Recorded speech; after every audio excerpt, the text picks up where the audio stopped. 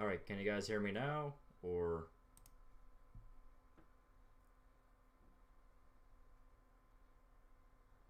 might have to. Okay, everyone's saying yeah now? Okay, yeah. Alright, that's good, yeah.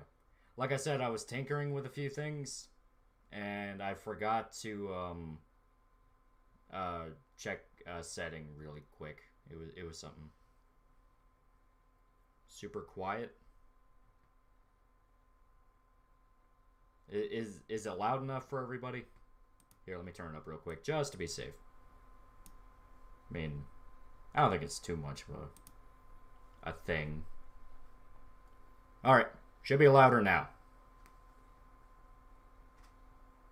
I'm trying to make sure. Yeah, better. Yeah, I cranked the volume up.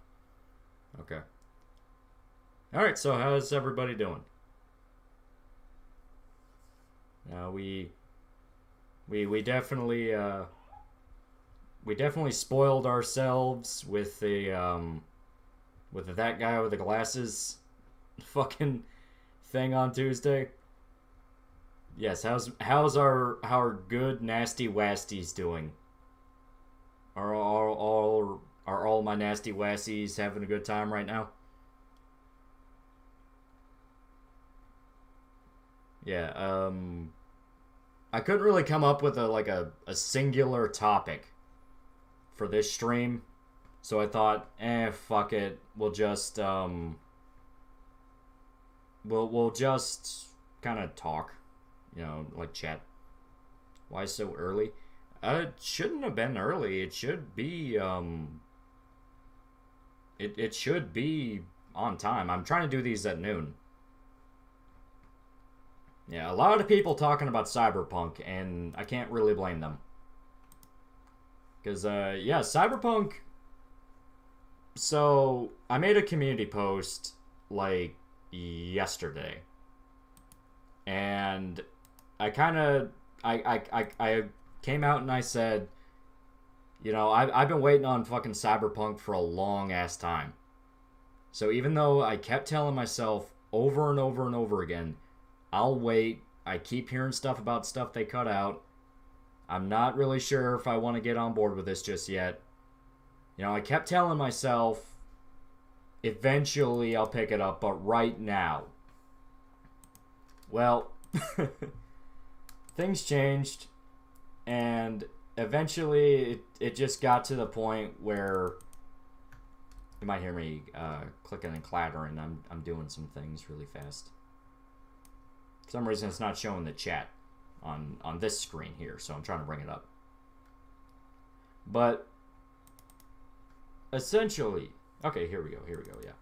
Now let me just fiddle with it a little bit more. But I broke down and I bought a copy. I did. So I went in and I was kind of thinking, there's no way on earth this will live up to the hype. It's impossible. I mean, it's literally had 8 years of build-up. There's stories that it's been remade from the ground up 3 or 4 different times. So a lot of the stuff they said would be in the game wasn't in the game. Like, character creator is pretty fucking... It's pretty limited. You can create V, you can customize how they look. Even then, it's not really that crazy. You can choose like hair color, stuff like that, gender. Yes, you can do genitalia. You can give a dude a vagina and a chick a cock. That is actually in the game, yes. And then you can do your backgrounds, where it's Corpo, Street Kid, and Nomad. And I feel like fucking everybody is doing fucking Corpo for their first run. Everybody. Because it's kind of interesting. Where Corpo in Cyberpunk lore is already a pretty interesting class. Because that's the thing. In the actual tabletop, Corpos are straight up their own class. they're like charisma builds. You're talkers, you're negotiators, and a lot of people kind of like the idea of corpos. Yeah, some people are saying they went with Nomad. I might do Nomad at some point. I definitely plan on it because I feel like Nomad is the ultimate fish out of water story for Cyberpunk, where Corpo, you're kind of thrust right into the middle of a lot of the lore. Where Corpo, you're already working for Arasaka, and you're already working with the head guy there. You're already sort of an ass kisser. I haven't touched Nomad or Street Kid, but basically, Nomad, you're basically just sort of a redneck. You're literally a redneck living in the middle of the desert, and you're like, fuck it, I'm gonna go to Night City. I haven't played Nomad, so I don't know the context of why you're going, but I am interested in seeing that, because that's where you actually meet Jackie, and that's where you kind of have to learn how the city works. Street Kid, you're obviously like gangbanger dude. I never touched it, and that's the one where I'm kind of like, I'd really have to know what you get with Street Kid before I dedicate to it.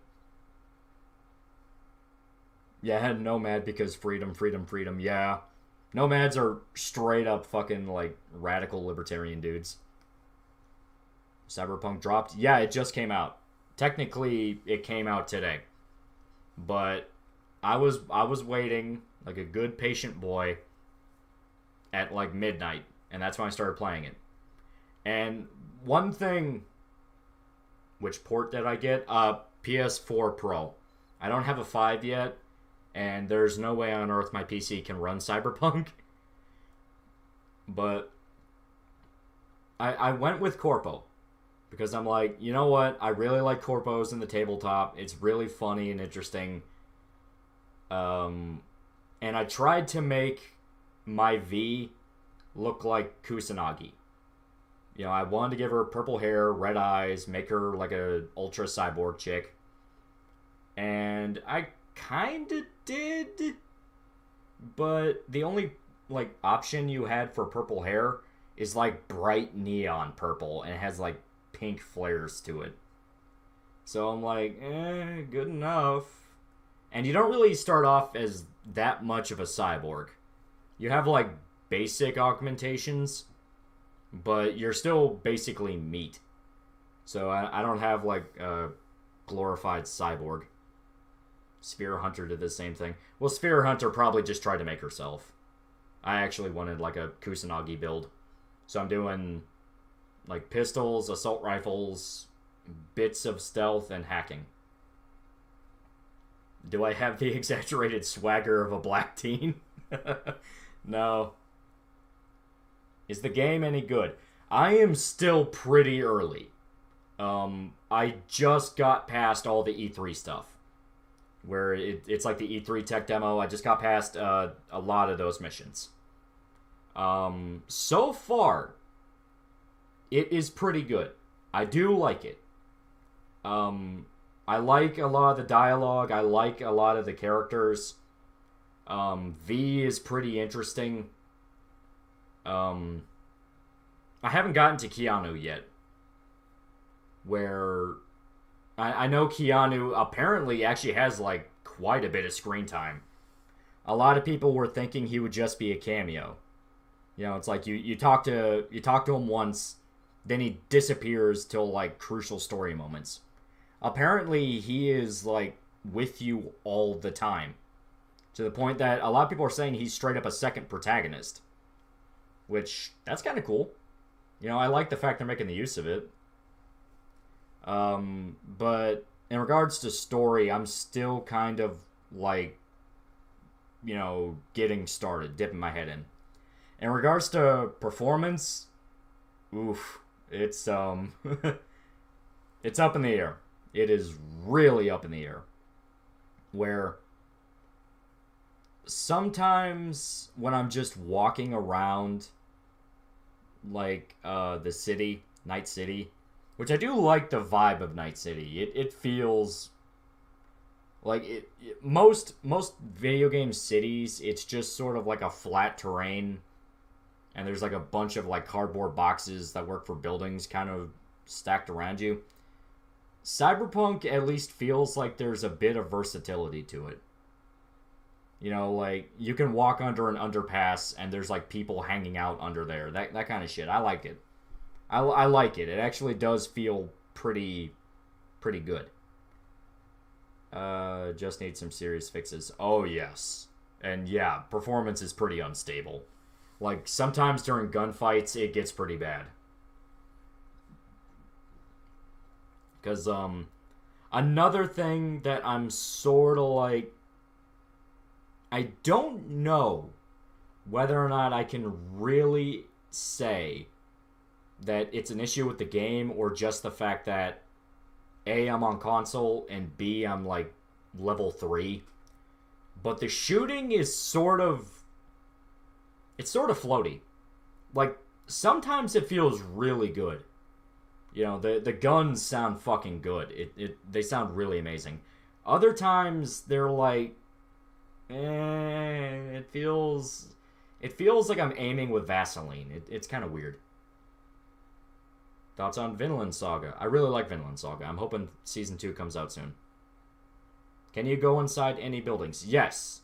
You can actually go in a few. You can go inside hotels. You can go inside bars. The mega apartment complexes that you saw in like the E3 demo. They're not like the full thing you saw, obviously. That's the thing. I went in kind of fully expecting it's not going to be the E3 demo. But it still gives you elevators to kind of go up and down. It's just they're obvious loading screens. They removed multiple important characters from the tabletop. Yeah, I kind of expected that. Opinion on Kengan Ashura. I really like Kengan Ashura as a manga. I am not really a big fan of the anime because the CG is kind of gross. But the manga is fucking amazing. Opinion on Techno Lies. I am only like 2 episodes in right now, and it is trippy as fuck. Which I kind of expected because it was made by the same guy that made Shigarui. Thoughts on the Israel Galactic Federation of Aliens situation? I think it's a dude that's obviously trying to sell a book. So he's coming out and saying like, oh, look, aliens. It's like, nah. How complicated is the robot bit stuff? You're talking about like augmentations? Basically, the augmentations so far, I've only seen like one visual upgrade where you can see it on your body. And that's when you go to get your hand augmented, and it has like bits of metal on it now. Other than that, it's mainly just like an inventory screen where you have like parts of your body where you have like your neural system, your muscles, your bones, and you basically pick and choose different augments to kind of slide in and out. I will say they are very fucking expensive. Like, they really make you pay for upgrades, which I kind of expected because Ripper upgrades are like, they're kind of meant to be expensive. You're not supposed to get a whole bunch of them. I just read Gantz and the last arc was fucked, but Sakurai was a fucking beast. Yeah, last arc is kind of weak, but it's still fun. Thoughts on Shadowrun Returns? I've never really been a big Shadowrun fan. Like, it's one of those things where I don't really like the merging of like cyberpunk and fantasy. I don't know, it never works for me. To me, I like one or the other. So Shadowrun, I could never get into it. Favorite martial arts anime? That's kind of hard. I'd actually have to think about that. Simple answer would be DBZ, but that's not even really martial arts. Is the gameplay in Cyberpunk nothing special? Is it really good? Or is it same gameplay as bad as in Witcher 3? Okay. The gameplay works. Where the guns feel really beefy. Like, they sound really good. And pistols sound fucking good. But they do work off sort of a looter shooter thing, where you kill an enemy and you can pick up a gun, and that gun might have better stats than the one you're carrying. And I did notice a few enemies felt really bullet spongy. Like, for instance, there was one quest where the way quests in Cyberpunk kind of work is you're walking down the street and someone will literally just call you and ask you to do something. So I kept getting called by this one little this cop chick with an eye patch. Her name's like Regina or something. And she was asking me to talk to another detective that's actually looking into corruption. Well, the thing in Cyberpunk is literally everybody's corrupt. So she's basically asking, hey, can you go, like, take care of her because she's really stupid and is about to get herself killed? So I go through the quest line, I have to talk to people, find out where she is. I found her hotel room. I had to find a way into her hotel room because I didn't have enough stats to, like, hack her door. So I had to, like, go around the hotel, climb up, and then break into her room. Well, my intention was I was going to talk to her. But I forgot I had my gun out. So this cop chick just saw me break into her hotel room from the window with a fucking gun out. So immediately she turned around and started shooting at me. So I said, fuck it, I gotta kill her. So I was, like, peppering her down. But she took more than a few hits. Like, my pistol was pretty good for the level I was at. It's a pistol you get from a quest. It carries you up to a point. It's not really meant to be something you stick with very long. But it did take, like, 2 magazines to kill her. Still, it was okay. It was okay just to say I broke into a cop lady's house and killed her. Is the stealth any good? Once again, that's one of those where I'm not sure how clunky it is versus I'm just not that good at it. For now, it's sort of like, but I haven't really tinkered with it. I do need to, because as stated, I'm going like Kusanagi. And I'm trying to see if I can get like a full-on stealth system to make me completely invisible. I'm gonna admit, but I hope you check out the High and Low films, not the Kurosawa film on Netflix. It's basically like The Warriors mixed with anime and maybe a shot of cocaine or two with fun fights. I'll look that up. That might sound that sounds pretty good. I get why some enemies are spongy, but others really shouldn't be. Yeah, it makes sense most of the time because everybody has some kind of cybernetic implant. So you can kind of like tell yourself that, well, they obviously have some, like, subdermal armor. Because you can get that. You can get subdermal armor. That's what I use. Because it's really good armor. It keeps me alive. Join 2. I broke into a cop lady's house just to kill her. Well, that's the thing. I wasn't even supposed to kill her. Because after I finished up the quest, the cop lady called me and is like, dude, what the fuck? You were supposed to talk to her. And I'm like, I'm sorry. I had my gun out. Other than that, it is pretty interesting. I am liking it. One thing I did like, and I didn't even expect them to really talk about it, is that same cop lady, Regina, the one that gives you the quests. She actually has sort of a quest line. Lolly, please tell me I'm not insane. Some of the cybernetics look really stupid, right? I'm really not a fan of the Mantis Blades. The Mantis Blades don't really look that cool to me. I think they kind of look silly. But Regina, she has a quest line where basically she's interested in cyberpsychosis. If nobody knows what cyberpsychosis is, like you never played the tabletop, cyberpsychosis is essentially... So you locked yourself out of her quest. No, I can still keep doing them. She just got mad at me for that one. But cyberpsychosis plays into the cybernetic augmentation thing. If you have too many augmentations, your brain is too modified. It's too much machine. So it'll actually develop sort of like a mini artificial intelligence into your brain. And you'll go completely batshit insane and just try to kill everything around you.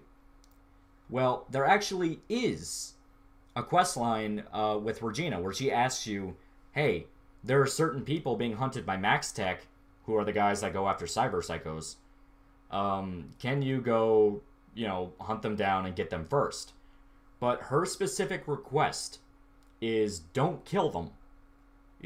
Use non-lethal methods to knock them out because I want to study them. I want to know if you can cure cyberpsychosis. And I think that's really interesting. I haven't fucked with it at all because I am not ready to fight a cyberpsycho. Sounds like the cyberpunk version of a Malkavian. Well, not exactly. Malkavians, you can still play them. You can still play a Malkavian. It's just they're crazy.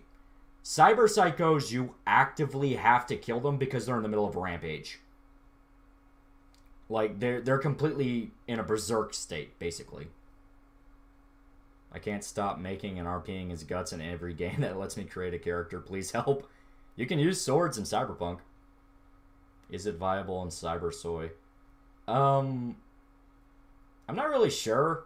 V is sort of his own character.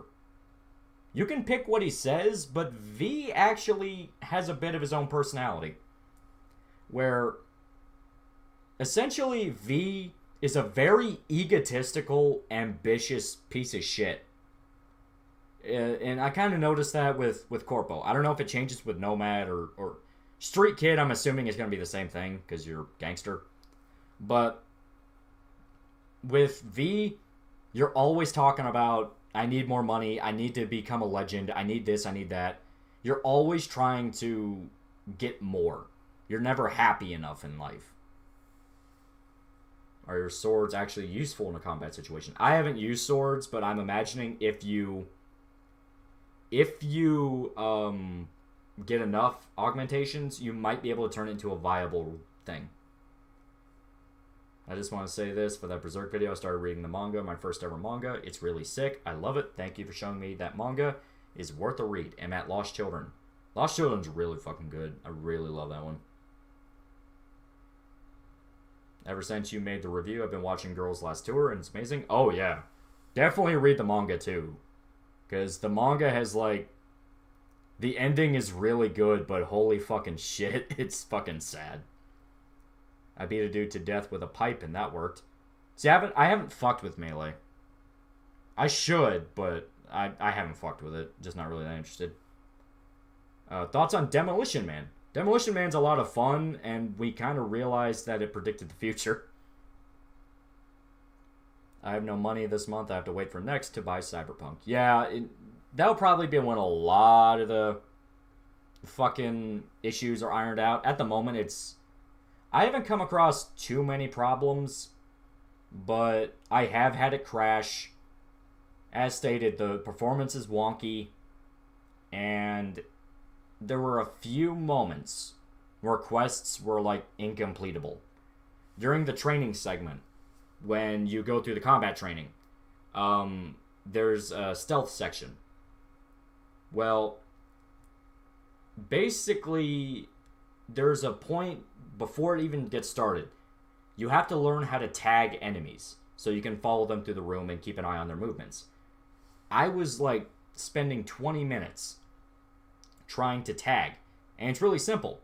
Just look at the enemy in your scanner, hit right stick, like click it in, and it'll tag the enemy. For some reason, it just wouldn't register. It just wouldn't do it. So I literally had to, like, go back to a save where I was in the middle of another training segment I'd already completed, but I kind of wanted to iron up on it, and then just leave the room and then just leave the training, because I wouldn't be able to complete it after that point. It's not too much of a problem, but I got locked out of learning how to do stealth.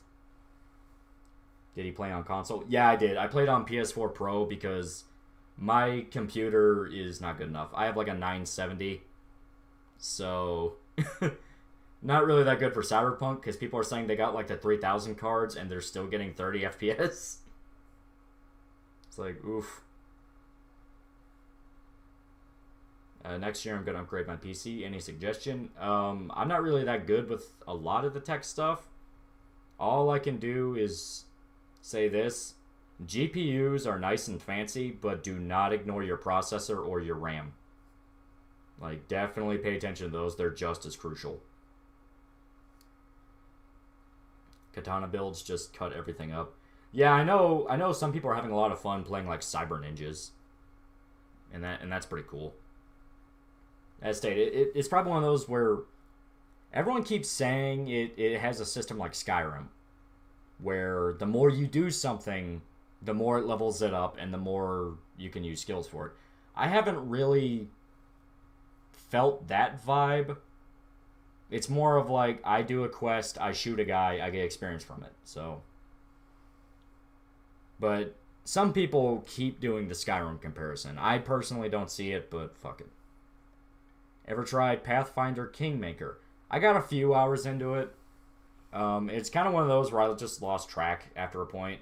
I know apparently it's supposed to get really good after a point, but I just, like I said, it's kind of one of those where it kind of fell on the back burner. I liked what I played of it.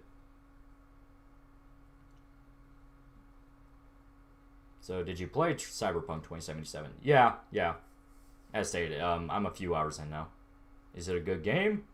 I'll go ahead and say it's pretty good.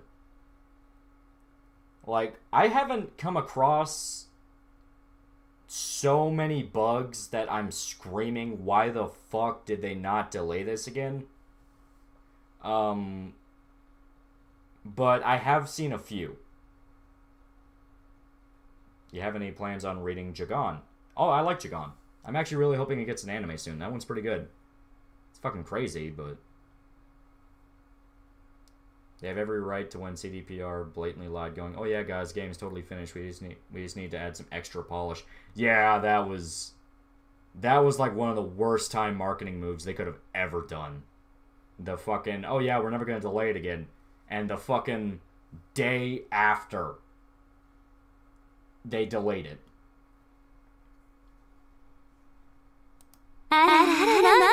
Oh, $5 from the original Brofessor. Just rewatched Tuesday's stream. I appreciate a man who sees the superiority of tomboys. Oh, yeah. It's like the one hentai tag where you won't come across nightmarish shit. I don't know why Japanese people love jerking off to human suffering so much, but they like it. What's Jagan? It's sort of like an action horror type anime. Well, manga at the moment. It's not an anime yet. Think like Parasite mixed with Gantz. It's completely batshit insane, and it's about a dude using like a parasitical monster thing to kill monsters. I like it a lot. It's pretty good. So should I put down $70 for Cyberpunk, or was the Shazam poster right? Well, Shazam was right in a lot of stuff. There is clearly quite a bit cut out. There's a lot. As stated, character creator feels very fucking stripped down to what the original plan was. Because the original plan was, like, back all the way before, right when the game was announced, they were saying every class in the game would be in there. You could play as a rocker boy. You could play as a fucking corpo. You could play as a fucking cop. Oh, $3 from the original Brofessor. 2 words and 2 nukes. But yeah, they were saying you could do all this shit. And why $70 if it's $38 in GOG? Yeah, GOG is doing a discount sale right now. So I'd highly recommend picking it up there if you can. If you have a PC that can run it. I wish there was more classes. Well, as stated, originally they were going to have a thing where like every background in the tabletop would be in the game. They announced that. But as stated, if you follow kind of the development stories, it's very clear they moved this game to new engines multiple times. And because of that, they've had to also rebuild it from the ground up. So it's not as much a Red Dead Redemption 2 launch feeling, but more like a Skyrim launch feeling. Well, it's better than a Bethesda game. Like, I'm definitely going there. It is way better than a Bethesda game. But eventually, with the development, it went from every class to be in the game to you can do Corpo, Street Kid, and Nomad. And from there, they were also going to say, in the character creator, you could have your own motivation for why you're going to Night City. Because that was the thing in the tabletop. You could list your character's motivation. And from there, they would have new scenarios. Like, I still remember some of the leaked screenshots, and it was one of them. I have a bird that keeps tapping on the window. It's driving me crazy. But one of the leaked screenshots straight up said, like, lover in town. So you go to visit your boyfriend or your girlfriend, whichever you wanted. Another was looking for fame, and I guess that would be kind of what V's arc and this is now. Another is wanted to meet your hero. Stuff like that. Wait, there's a tomboy hentai tag? Oh, yeah. But in, this character creator, the game that came out, you don't have that. It's as stated. You just build V, pick her gender, and then pick your background. What? They removed that? Yeah. That's the thing. When the game was first announced, it was straight up like they were going to go Knights of the Old Republic MMO big, where every class had their own dedicated story with their own quests. It was fucking crazy. And they were also going to do stuff where they wanted you to be able to do flying cars so you can, like, go up in the sky and look at all the huge buildings and shit. That's not there. Your car's on the ground. They also, for some reason, were doing a thing where if you blew up a certain part of the neighborhood, like say you were going down the street and you got into a gunfight and a guy was shooting at you, and you used a grenade to kill him, that chunk would be blown up. And if you come back later, you would literally see street guys trying to fix it. They really tried to go like full-on Rockstar with the details. Oh, we got 15 euros from Rational Adult. Bro, I feel bad for enjoying your videos and using ad blocks, so here I have 15 European money units. Oh, don't feel bad at all. I actually endorse Adblock quite a bit. Fucking use it. YouTube Advanced, uBlock Origin, Adblock, do whatever you can. Because ads are annoying. No Man's Sky. It's a little No Man's Sky. Not so bad that I think people will, like, go to Poland with machetes. But it's definitely not as big as, YouTube started doing double ads in the past few months, and it's absolute AIDS. Oh, yeah. Especially since, like, when I'm driving, I listen to Bluetooth. So I have YouTube, and it's, like, playing music or something. So I literally have to, like, grab my phone as I'm driving and hit the skip ads button just to listen to fucking music. It's especially bad if I'm listening to, like, a really long video or, like, a podcast. It's fucking annoying. And that's why I installed YouTube Advanced, where it's on mobile and it tricks YouTube into thinking you have the Pro membership or, like, the Premium membership, and you're able to completely get past ads. You can listen to music and then switch off the YouTube app and look at something else, and it's still playing. It's really good. I love it a lot. But so far, it's not been... I have my entire YouTube music playlist downloaded, thankfully. Yeah, that's also a really good idea. Opinion on the City Hunter series. I started watching it because that was one of their quests that one of the donators had to go through City Hunter. I'm liking it a lot.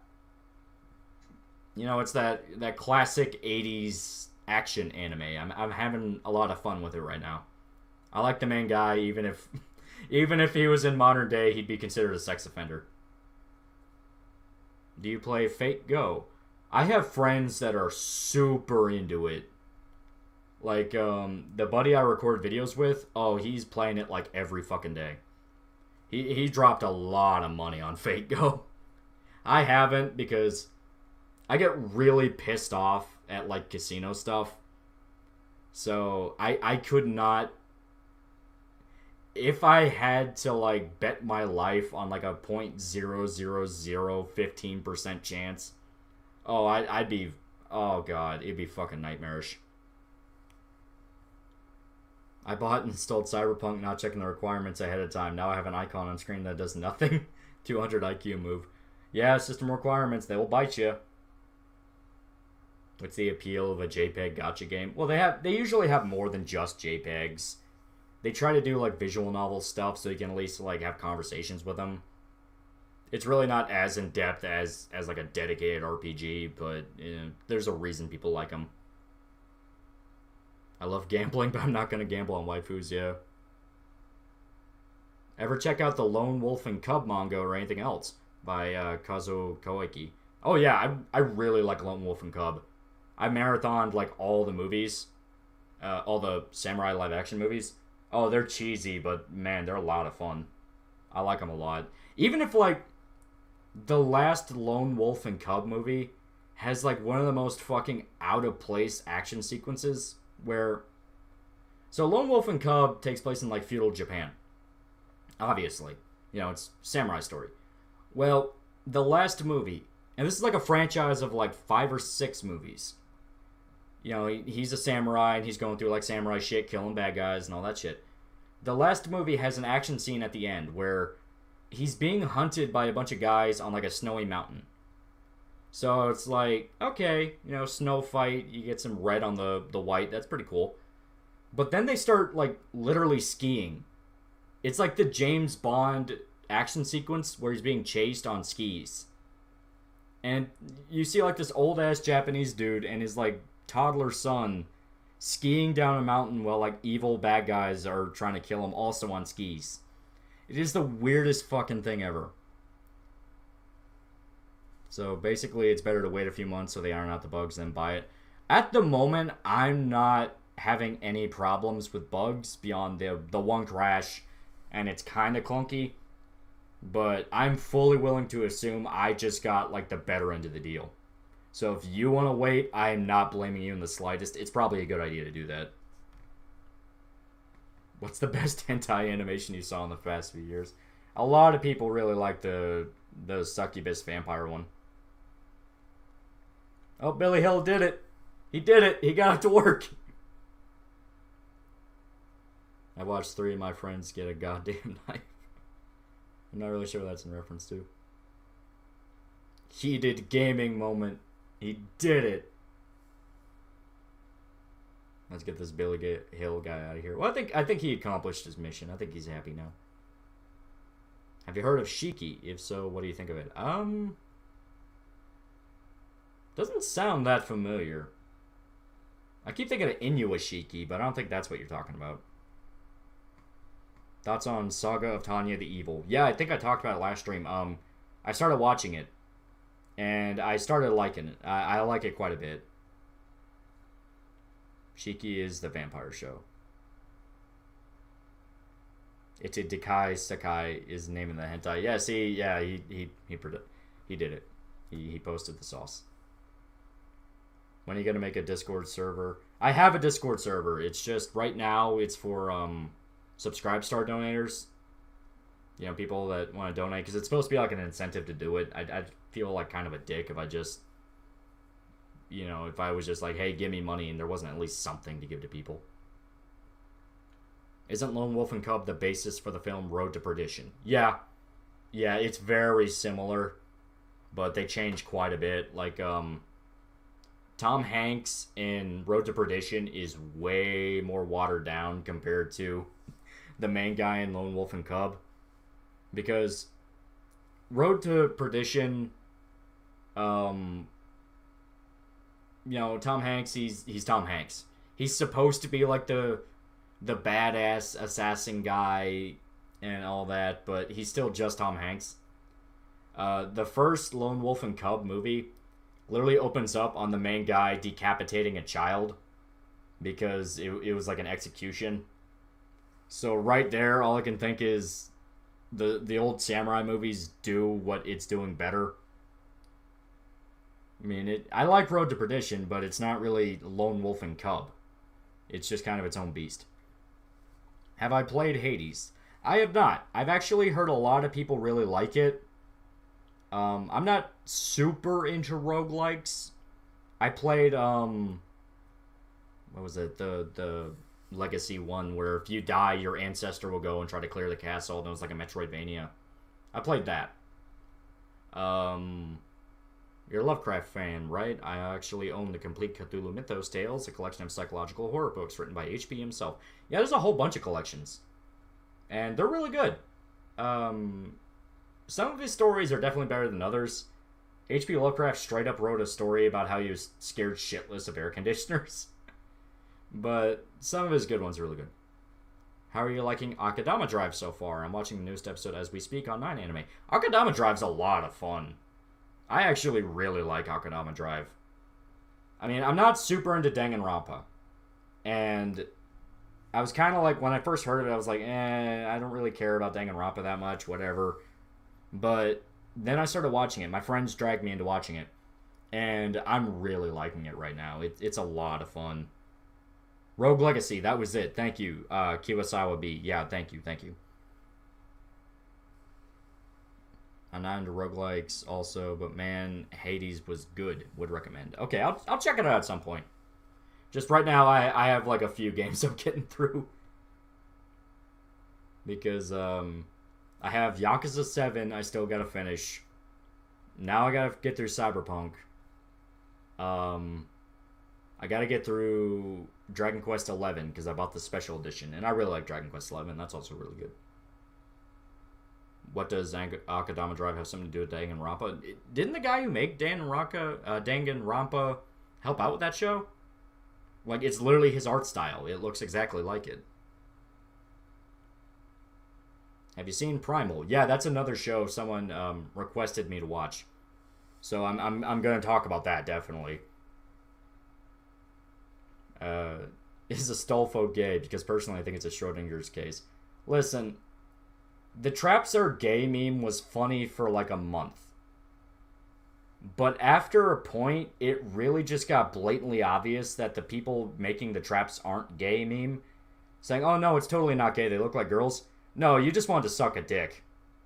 And if you want to suck a dick, at least be honest about it. You know, it's like, I wouldn't fuck a femboy because that would just straight up be degenerate. But if Arnold Schwarzenegger in his prime, like 1980s Mr. Universe Arnold, was like, hey, I'm going to fuck you now, I wouldn't have a choice. You know, I would get his masculinity by proxy. Ever tried Dragon's Dogma Dark Arisen? Oh, yes. I really like Dragon's Dogma.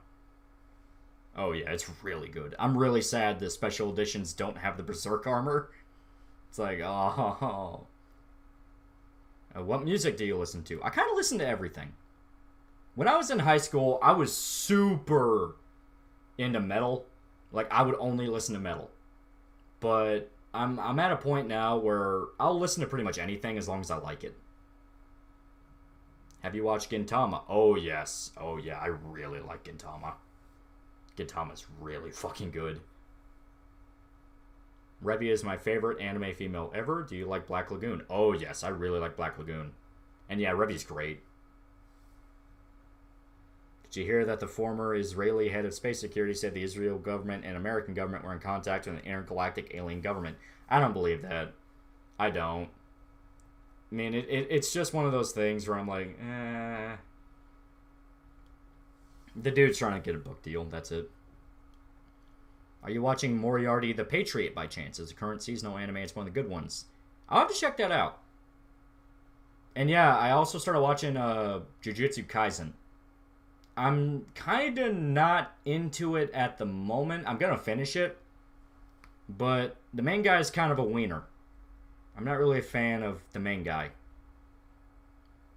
Have you played an RTS game? Oh yeah, I played a few.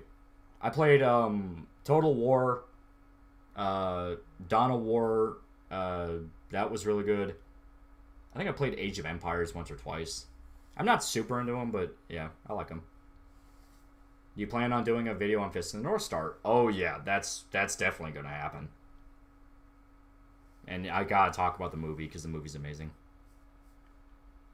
What do you think of Doom Eternal soundtrack? I like it.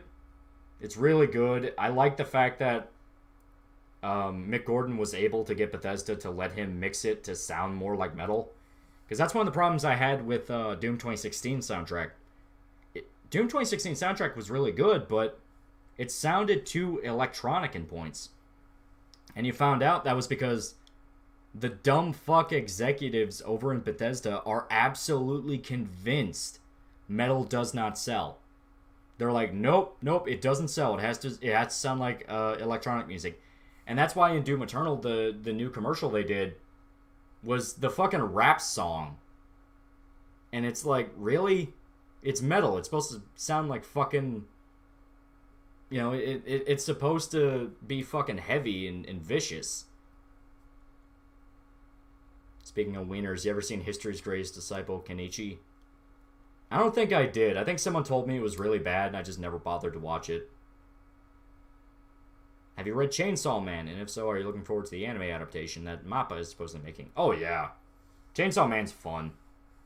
It's supposed to be like a mix of like Dresden Files meets Devilman meets Berserk. It's kind of crazy. It's weird. But it's really good. Opinion on Modern Shonen Jump. Well, at that point, it's pretty much just I'm tired of every anime ever being the exact same thing. You ever played any Ace Combat games? Oh yes, I've played more than a few. Thanks for recommending to watch Dorohedoro. That anime rekindled my love for muscle-thick women that was snuffed out by a mushroom zombie game. Yeah. No A is exactly how you do that. We get a video on Demon Slayer. You mentioned it in a Berserk video, but you glossed it over. Yeah, that's definitely coming. Because I want to explain that I wanted to like Demon Slayer, but I could not get into it because I do not like Tanjiro. Tanjiro, to me, is the worst way you do a fucking anime protagonist. Where I'm fine with an anime protagonist getting their ass kicked. You know, you need that to happen. It's crucial. The problem with Tanjiro is 9 times out of 10 when he gets hurt, it's because he did something so fucking dumb he deserved it. Like, I got so fucking exhausted of seeing Tanjiro like stop in the middle of a fight and literally like put his hands down on the ground and be like, "Please, demon, help me." And the demon is like ranting about how he loves killing humans. We got a $2 super chat from Steampunk Monkey Productions. Warhammer 40k, which is your favorite Primarch? Jesus, that's actually, yeah, I gotta think about that. I have to get back to you, D, on that. I really don't know. There's a whole bunch of like really crazy shit in 40k. It's kind of hard to pin down like what is your favorite, because every time you think, well, this guy was pretty cool, then you also remember, but that guy was like really cool. But yeah, Demon Slayer, the anime was like really well done. Like, it really looked pretty. I liked a lot of the music. I liked a lot of the production behind it. But it is the most shonen fucking thing ever, where I'm convinced that the only reason fucking Tanjiro like does that thing where it's like, "Oh, please, demon, help me." Like the first fight he has with a demon, where he has just the axe, and he cuts the guy's fucking head off, but it's not the sword that he needs to kill it, so it's still alive. It's just its head. Tanjiro's like, "You have to tell me how to turn a demon back into a person," because this is right when his sister gets turned. And all I could think is, dude, that thing's gonna try to kill you no matter what. Like, it's actively saying, "I'm just gonna eat you. I don't give a fuck." But Tanjiro is like, "No, you have to help me." And I'm convinced it's just to make Tanjiro look like a good person. Shonen has this really bad problem where, and really this kind of attributes to a whole bunch of reasons why characters can act really stupid in a story. They are fucking terrified of making their main guy look like kind of a bad person. Where, you know, I've said it more than a few times. My favorite Star Trek is Deep Space Nine. I really like Deep Space Nine. Because, and the reason I bring it up is Deep Space Nine was always about, it was always about kind of taking the idealism of Star Trek and bringing it into reality, I mean to say. So you watch the original series or Next Generation, and Picard and Kirk were always right. Sometimes they were kind of wrong, but when it came down to it, they were right. But with Deep Space Nine, it was not afraid to say Sisko did something fucked up. He did something really fucked up. So everyone remembers In the Pale Moonlight, which is where Sisko did something really fucked up. And I liked that, where it was not afraid to say, it doesn't matter what you thought of Sisko, he did what he thought he needed to do. And there's another show that kind of dips into the problem, but it's getting better. I started watching The Expanse. The Expanse on Amazon. I actually really like that show. It took a bit for me to get sucked into it, but by like episode 5, I was on board. Well, there's a character in The Expanse called Amos. Amos, they keep trying to say he was ultra violent, he was unstable, he's the wild card, you don't know what he's gonna do. But every fucking time he had to kill somebody, he did what he needed to do. It was a situation where Amos was right. Like, no, he was right. And they're finally getting to a point where they're like, okay, we'll let him actually be a character and not just the crazy guy. Because he's not even crazy. He's very chill and down to earth. It's just, if you fuck with him, he'll kill you. Will you ever make a video on Deep Space Nine? Oh, yeah. I really want to, but CBS will fucking kill you. They will copyright strike you into oblivion. Razorfist has that problems with his Depths of DS9 videos. They get taken down all the time. But yeah, it's this problem where a lot of these writers just need to have the balls to make their main character morally gray, not even evil, because they just want their character to be good. Yeah, where it comes down to like two extremes. It's either the character's a completely unlikable shitbag, or they're like goody-goody two-shoes. That's on Fullmetal Alchemist Brotherhood, and am I the only person who loves Bleach? You can also see it's really bad objectively. You can like Bleach, it's enough dumb fun, even if the fights get fucking ridiculous. But Fullmetal Alchemist, that actually does the main character's a good person and doesn't want to kill people. That does it right, because the entire theme of Fullmetal is, violence will lead to more violence. It's a cycle, and it will never end. So, I'm perfectly fine with Fullmetal doing that, where Edward doesn't want to kill anybody. He's like, hey, I'm not a killer. I'm not going to do that. Because you have Scar. And Scar, anytime he kills people, it just leads to worse and worse shit. Scar's fucking awesome. I love the guy. I love the fact that he genuinely scared the shit out of Envy. Like when Envy walks into the room and he just sees vengeance splattered in blood. I thought that was amazing. But you still see that neither side is completely wrong, but they're not completely right. And I like that. I like Fullmetal quite a bit. And Edward doesn't kill 200 nameless jobbers in the meantime, so he doesn't look like a hypocrite. Exactly! He means what he says. He's not gonna kill people. And he's gonna fucking do it. Are you keeping up with Attack on Titan? If so, what's your opinion on Season 4, Episode 1? I know people are saying Attack on Titan is incredible now. I kind of was like, after you got into the Titan shifting. I don't like the fact that, like, everybody became a Titan shifter, and I'm like, But I'm definitely going to get through it again, because I do want to do a video on it. But apparently it gets, like, really fucking good. What do you think about the trope of not killing the villains? In my opinion, killing is an easy way out, but I think it's justified. It is absolutely necessary. Well, my opinion on that, of not killing the bad man, you have to have a good reason. Like, I absolutely despise the fucking cliche. It's not even a trope, it's a cliche. Where the main guy's like, you're not even worth killing. So they back off. Then the bad man gets up, pulls out a gun, and is like, you see, I'm still gonna be, I'm still gonna do bad things. And then the fucking bad man gets himself killed in like the most convoluted way possible.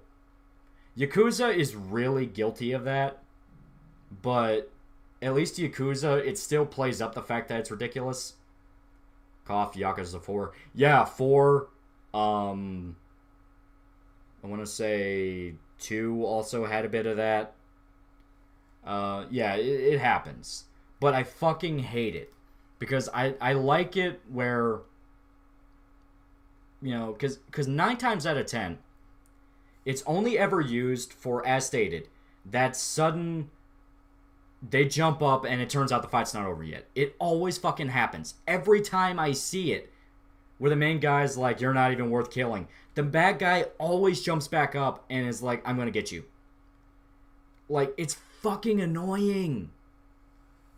And yeah, to bring it back with the Demon Slayer things, I kind of went off on a different tangent there, but it does apply.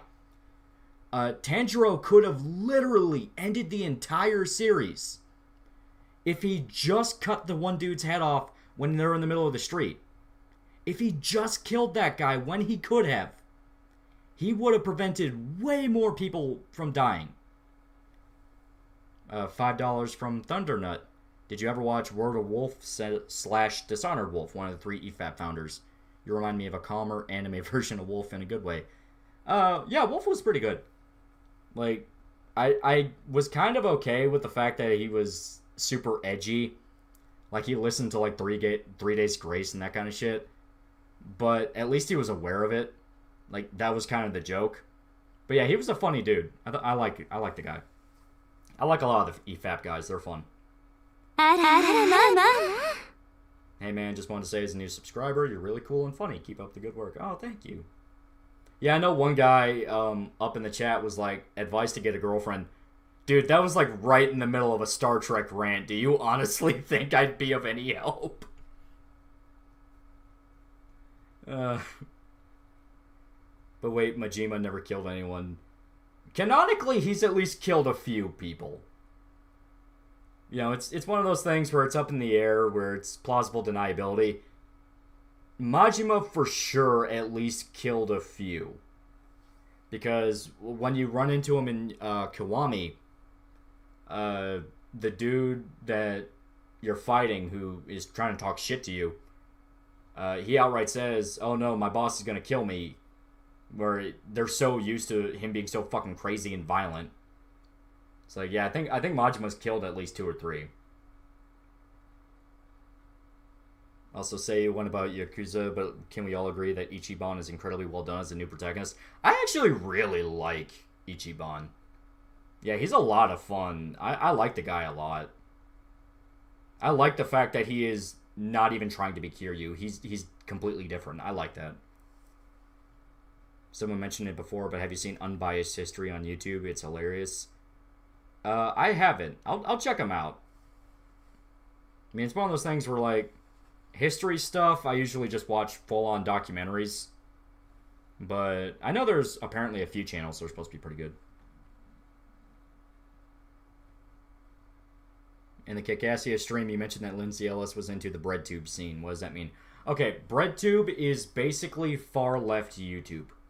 It's where people that are, like, unironic communists go.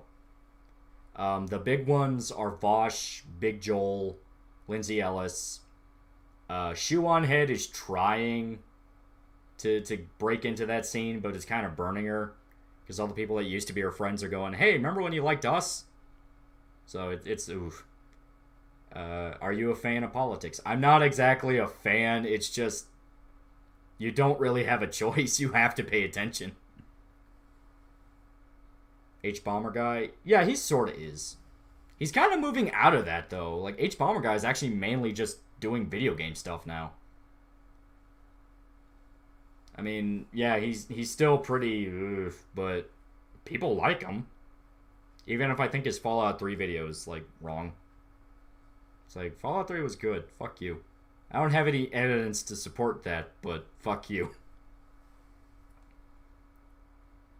Remember when Vosh tried to morally justify pedophilia? Yeah, he's done that 2 or 3 times. And every time people call him out on it and is like, dude, what the fuck? He always relies on the exact same fucking excuses. You're taking it out of context. You didn't get the full point. You know, like, it's the same shit every time.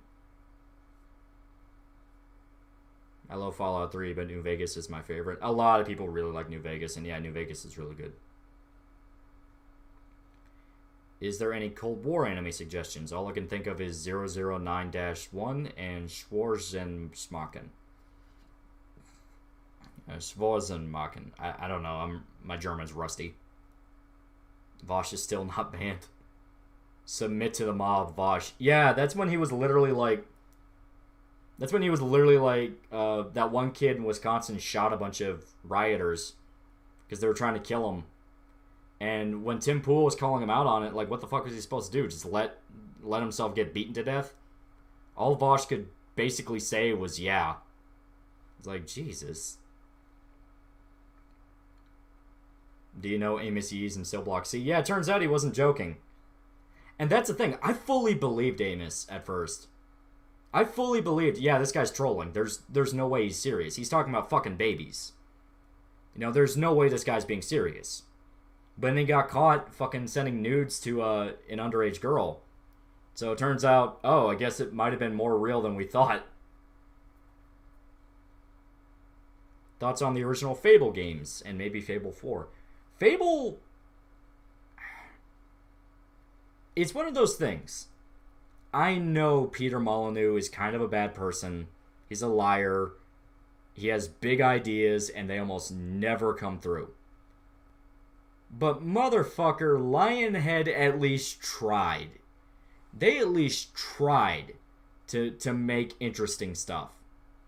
You know, say what you want about Lionhead. And you can say a lot. But at least you got genuinely creative games. You know, you had the movies, Black and White, Fable, obviously. Well, Fable was that gray area, whereas Peter Molyneux and not technically Lionhead. But, as stated, that's up in the air. But Fable, for the time, was really interesting. It's kind of basic as fuck now, but it was interesting. And I don't even hate Fable 3. A lot of people really don't like Fable 3. But I like it. You know, and I saw the video of Angry Joe. And it was his, like, 32 complaints against Fable 3. And half of it was, like, genuinely really petty stuff. Like, you go to like, grab a person's hand. Because that was the big thing with Fable 3. You could actually grab someone's hand and drag them with you in real time. One of Joe's complaints was sometimes their hand would fall out of your hand. And it's like, well, yeah, it's clunky, but it's not really that big of a deal. And there were legitimate complaints with Fable 3. You know, there's a lot. You know, but most of the times when I hear people complaining it, they're saying it's like one of the worst games of all time. It's like, it's really not that bad. Fable, where the bad path is cooler than the good one. Yeah. I can only hear Peter Molyneux and Guru Larry's voice. Yeah. Is there a manga or novel that you'd like to see an anime of? Way of the House Husband. If anyone's ever seen Way of the House Husband, okay. It's a manga about, like... It's like a slice-of-life comedy thing. But it's essentially a dude who is, like, almost like a Mad Dog of Majima type character. Where he's the ultra-violent Yakuza dude everyone's scared shitless of. He ends up getting married to, like, an office chick. And he ends up, like, getting out of the Yakuza and settling down with her. So the entire manga is him as, like, this sketchy as fuck violent criminal trying to, like, do the dishes. And some of the jokes in it are fucking hysterical. Because one of the jokes is his buddy's getting jumped in the street, and there's like 6 guys around him. So his buddy pulls out his phone, and he's like, okay, give me a sec, while the guys are like coming to beat his ass. And he Googles really quick, how many guys can I take on in a fight at one time? Like, it's really funny stuff. I like it a lot. Way of the House Husband is awesome. It is awesome. I like it a lot. Have I seen the manga Green Blood? I don't think I have.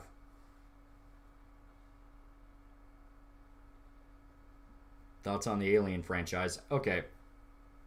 I like Alien a lot. And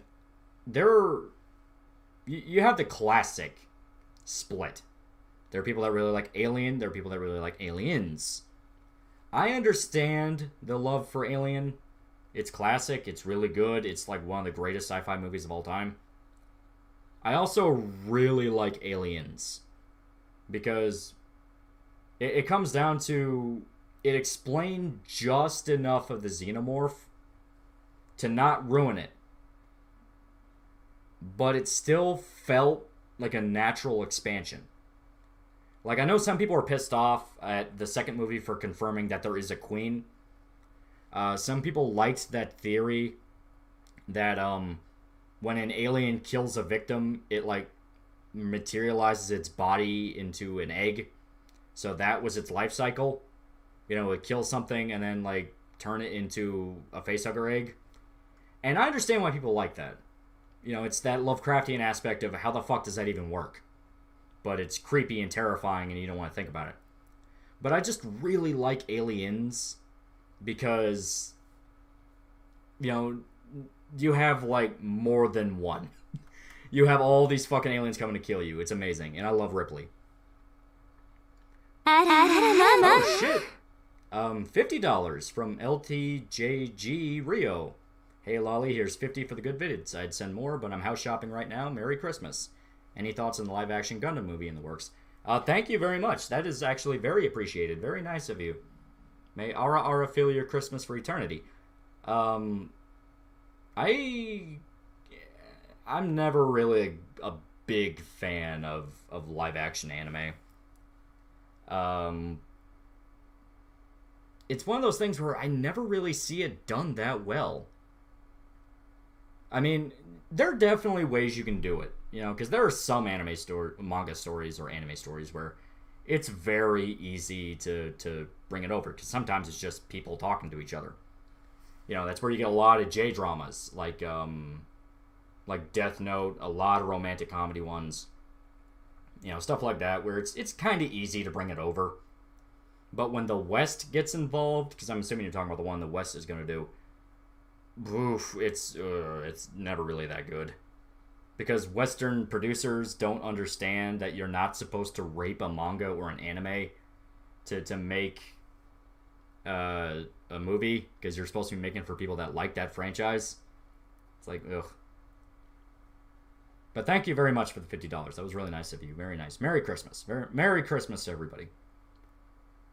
Thoughts on the Konosuba English dub? It's one of the few dubs that's really damn good and perfect cast for the characters. Well, I think the way they do it in Japanese fits the pace better. Where they're more snappy and to the point. They try to keep up in English, but it's just not as fast. Like the chick that plays Aqua, she can't keep up with the original. But, oh, $5 from Spectre189. Replacement Jim / Slim Jim, you fucker.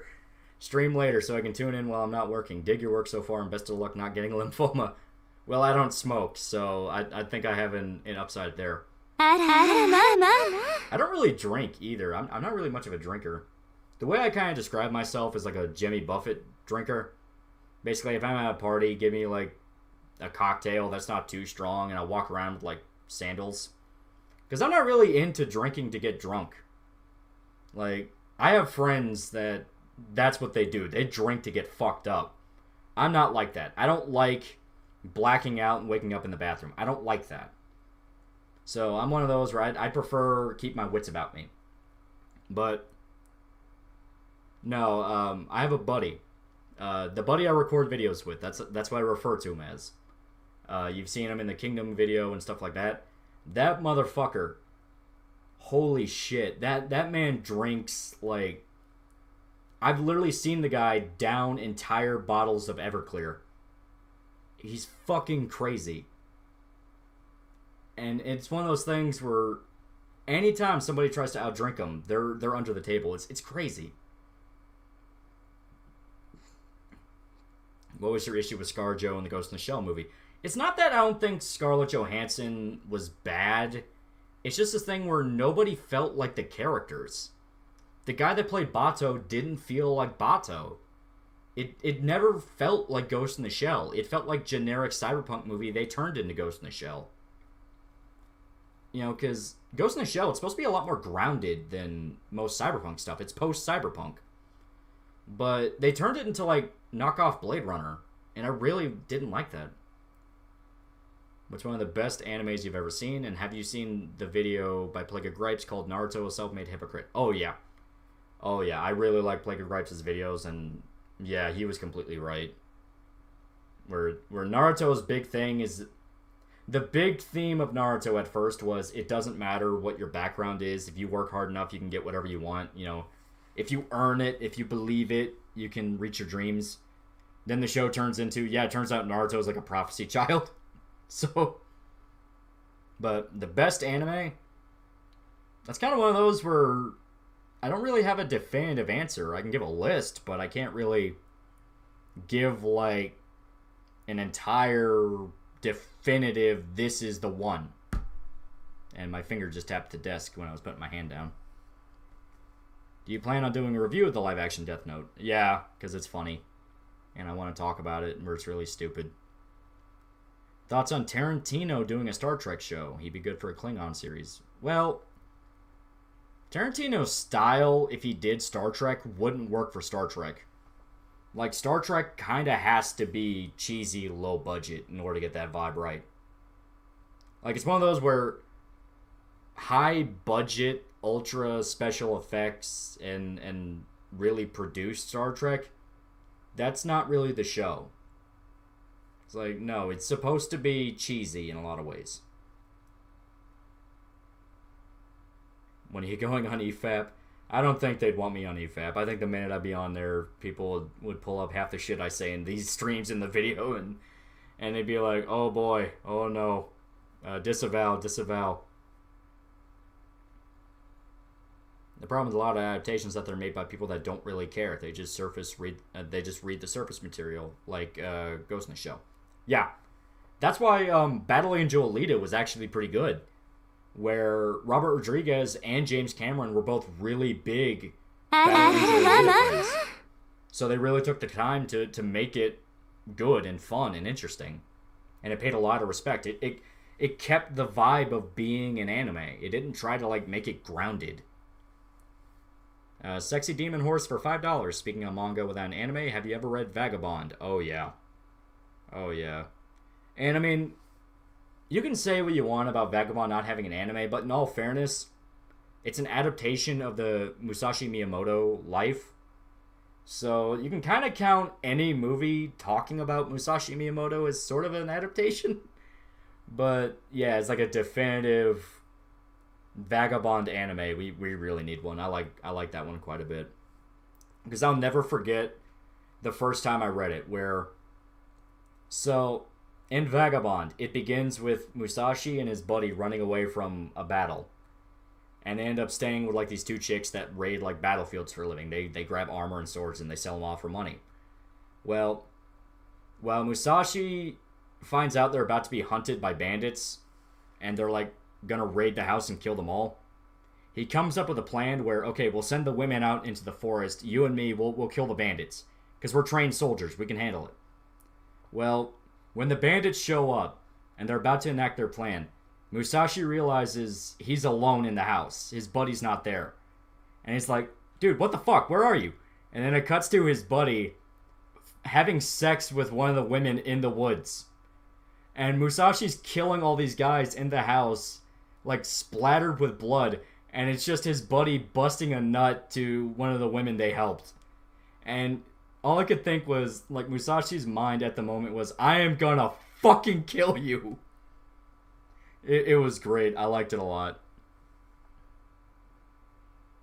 I disagree with you a little. I recently saw Ghost in the Shell, the 95 original anime, and it really gave me heavy Blade Runner vibes. I wouldn't be surprised if the creator drew from it. Well, it's cyberpunk, so it's gonna feel like a lot of other cyberpunk stories. You know, Cyberpunk 2077 kind of feels like Ghost in the Shell and Blade Runner. But with Ghost in the Shell, it's supposed to be a lot more grounded idea of cyberpunk. It's supposed to, like, basically ask, if this happened, how would it work? And that's what I really liked about Ghost in the Shell. Where it tried to actually explain a lot of the logic and try to make it feel real. You ever played Zombie? I'm assuming you're talking about the, it was like the zombie game that came out on the Wii U. And it was like, if your character died, you had to play as somebody else. It was okay. Some of the moments were genuinely kind of creepy. Like, that game was actually kind of spooky. Even though it's a fucking zombie game. Damn it, my finger keeps hitting the desk. It's better to vagabond, don't anime, so we don't get Berserk 2016, yeah. Opinion on the JoJo's Bizarre Adventure fandom. Well, JoJo suffered the same fate that so many other popular things have. It got way too big for its own good. Where, whenever something becomes popular, especially if it's very over the top and crazy, like a JoJo, where JoJo's insane, you are going to come across people that they latch onto that for the memes. And the thing is, if something becomes a meme, it will be beaten down into the fucking dirt until you don't even want to look at it anymore. And JoJo suffered that more than a few. Where, yeah, you look at like half the shit in JoJo, like the Star World, or you know, Mura, shit like that, and it's just, it gets to a point where somebody can make a joke in like a video or a meme or what have you, and the joke will literally just be, well, remember JoJo? And it gets so fucking exhausting. It gets so fucking, like, I know, I like JoJo, please stop talking about it. My favorite manga was Fullmetal Alchemist. Then I read Berserk, and I can't take any other shonen seriously anymore. Has that ever happened to you? Oh yeah, Berserk burned a lot of other series for me. Because to me, Guts was just that good. Like, any issue I would ever have with a protagonist, Guts avoided. And it was just this thing where, like, it really was, like, fucking amazing to read Berserk for that first time. Where like, as I said, I like complicated protagonists. I like guys where you're not really sure if they're a good person or not. And that's basically Guts' entire thing with Berserk. Is he justified to get revenge, or is he just crazy? And I like that a lot. You know, I like a lot of how they did Golden Age. I like a lot of how they did fucking Lost Children. Lost Children especially. That's probably still my favorite arc. Mixed with Millennium Falcon War. You know, Conviction to Millennium Falcon. Because that's where you saw Guts at his absolute worst. And he is at his fucking worst. And then he gets better. And it actually does feel like he's climbing his way out and trying to become better. Like, I really like his arc, and I love it a lot. $5 from Jaegerbomb 2. Enjoy the content you make. Consider reviewing 40K's Hell Reach. When everything else gets ruined, at least we can still have 40K in anime. Yeah, I know Games Workshop is trying to dip into, they're trying to dip into woke stuff. And, like, every time they try, their fans have to literally come out and say, we already have female Space Marines, they're the Sisters of Battle. It's like, hey, you don't want to do this because the Imperium of Man are literally supposed to be space Nazis. Like, everyone is supposed to be evil. It's not supposed to be equal. Like, everyone goes through hell. Watched a Berserk manga reaction video in regards to the eclipse. They mentioned that Casca rape scene glorifies rape due to the Casca panels look like a hentai. Thoughts? Oh, fuck that. It's the same shit I heard during the fucking movies. When people were like, oh, they ruined the rape scene because Casca looks like she's enjoying it. Like, it's part of the horror. Rape is inherently a sexual act. It is literally a sexual act. So, the entire point is it's fucked up. You know, one of the reasons rape victims have PTSD is because they don't want to like it. But their body is stupid and thinks they're mating with somebody, so it tricks them into being aroused. So it's this thing where they know it's fucked up, they shouldn't be feeling this, but it happens. And no, it absolutely does not glorify rape. Like, I'm really fucking sick of people that do not know Berserk trying to get involved with Berserk. It's like, you know, they literally made it a point that people that are close to the God Hand that has a brand, you know, the brand of sacrifice, they're so evil that the agony they feel is bad enough to damn near kill them. Like, Guts is sent to his fucking knees when he gets close to Griffith, because he's that evil.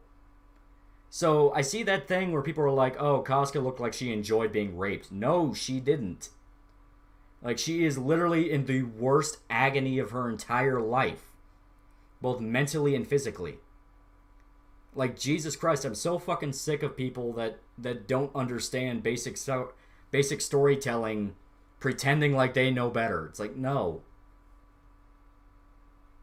Have you ever seen Netflix's Castlevania? Personally, I'm not into the games, but I thought the show was really good up to season 3. Yeah.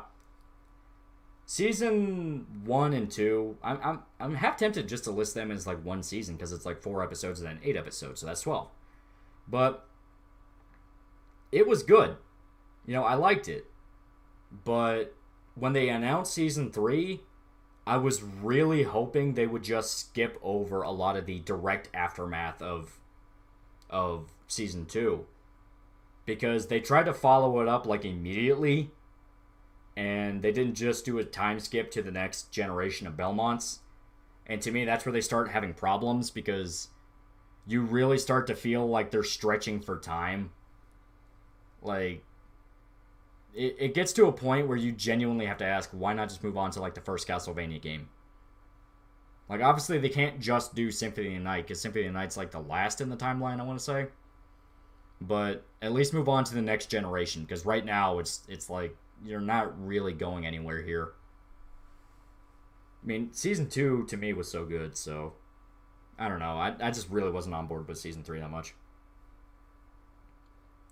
Speaking of Netflix anime, how much did you hate Dragon's Dogma? I am terrified to start it. I'm terrified to watch it. I every time I think I should, I can't do it. I can't get the balls. $10 from Iliad Net Fear. I'm sure you've seen or heard of Isekai Quartet in a battle royale of the cast. How do you see things playing out with the 4 groups fighting? Who would win in the end? That's kind of a good question, because everyone is sort of, like, really broken and overpowered. I can see the dude from Overlord winning, just because, as stated, he's kind of broken.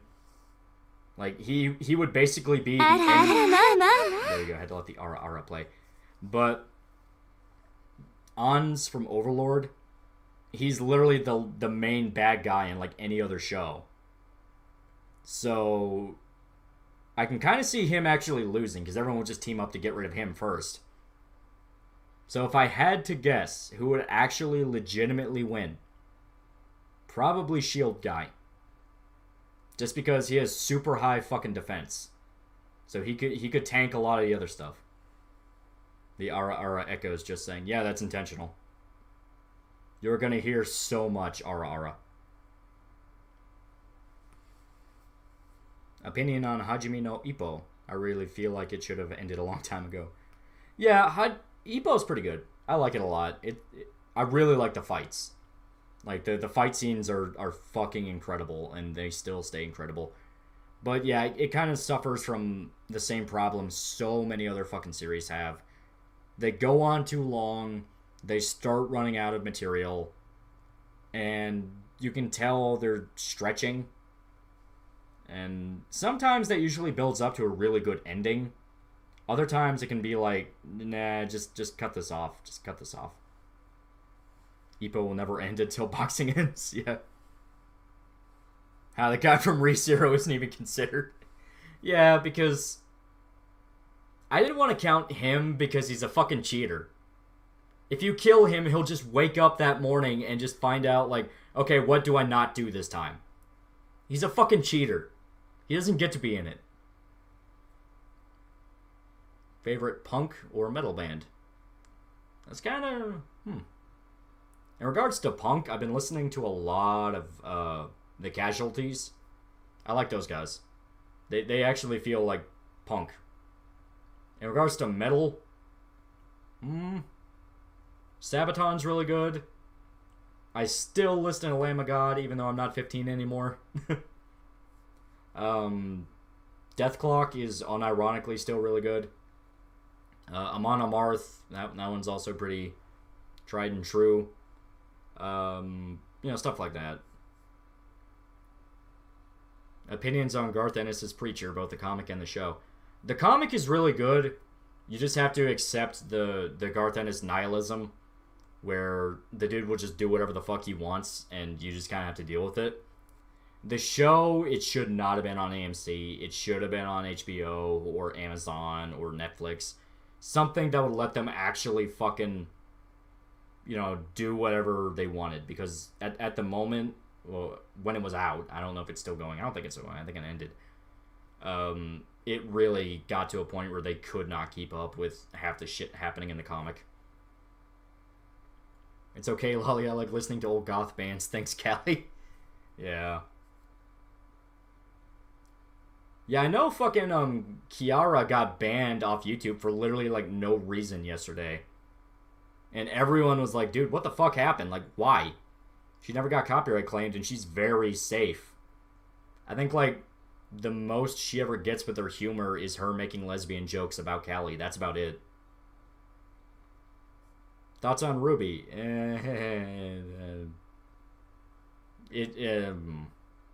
Nah. I'm definitely going to review it because, once again, that was a request, but...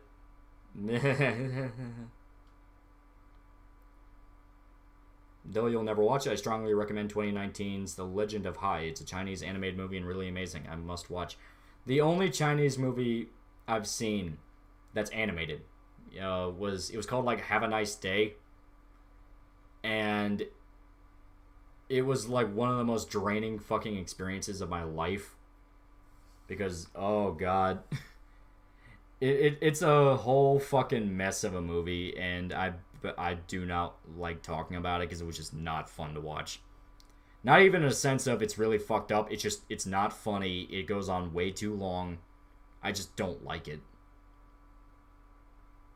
It's called Have a Nice Day if anybody wants to like look into it themselves, but it's like, oof. Nuclear Attack is a Sabaton song about Megamine. Thoughts on Last of Us 2 being nominated for Game of the Year? Rigged. Well, didn't it lose? It lost to like Ghost of Tsushima.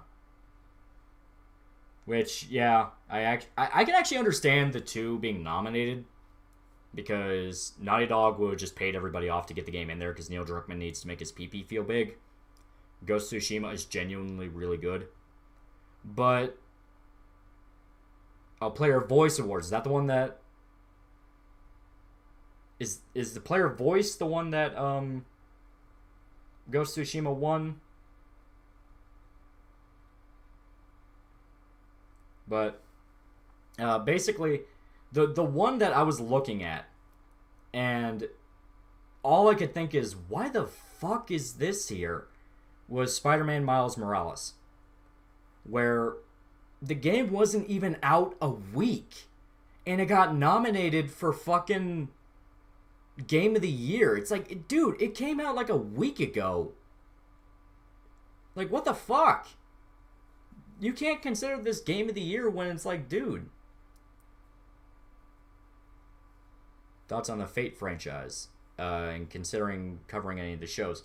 Eventually, it's just I have to figure out, okay, how do I jump in? Like, how do I get in here? Because this is confusing. Do you think the isekai genre is oversaturated? Oh yeah, that's not even a question. That's just truth. It is extremely oversaturated. The game is also incredibly short. Yeah, exactly. It's like you can beat it in like 5 hours.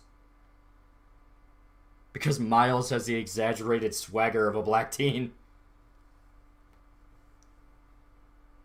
When something like Death Stranding gets best music when Ace Combat 7 isn't even nominated, you know it's meaningless. Well, Death Stranding cheated. It just got a bunch of songs from Low Roar. Cyberpunk isn't even nominated. Well, that literally just came out. So...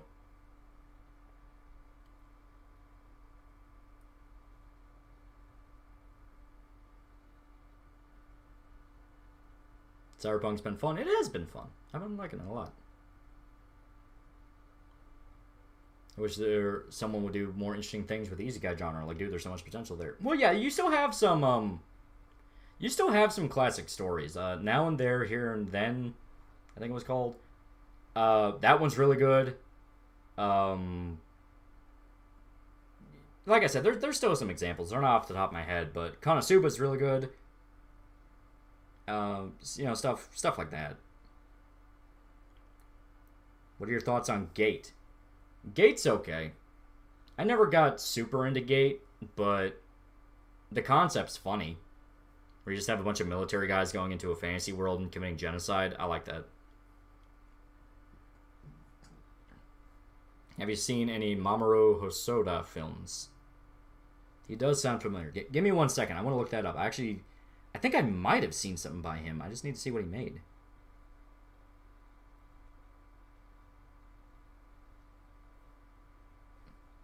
Pulling him up really quick. Yeah. This dude worked a lot with, I don't think he necessarily worked with Studio Ghibli, but yeah, he did stuff like The Girl Who Leapt Through Time, Wolf Children, Summer Wars. Yeah. Wolf Children is genuinely pretty fucking depressing. Thoughts on Doranki? Funny how people say Miura is too focused on Berserk instead of working on another manga. Like Berserk kind of bit Miura in the butt now. People just want Berserk. Yeah, Doranki's fun. It's a fun post-apocalypse story. It's okay.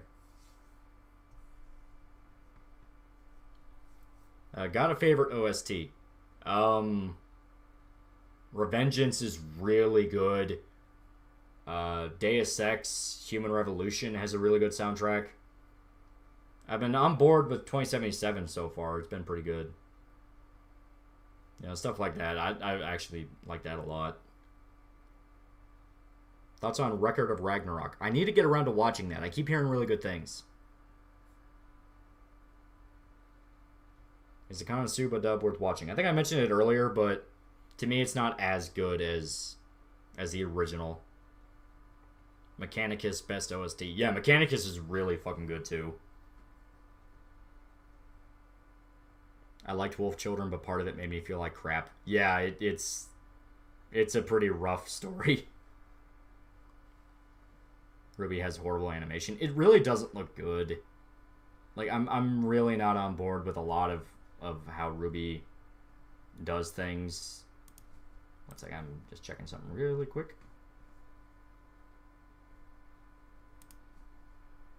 Yeah, we have 200 people right now, and that's pretty good. I have unironically listened to Call of Duty's OSTs when I am bored. I haven't really thought of like any Call of Duty OST that's really that good. Yeah, people are just spamming numbers now. Can you mute the spammer? I'll give them a little bit to just get it out of their system, but if they don't stop, then yeah, I'll go ahead and do it. You ever watched any Kamen Rider? I did. I watched Kamen Rider Amazons, and that was pretty good. Yeah, okay, now they're... Do you think Doom Eternal should have won Game of the Year? It's really good. I like it a lot.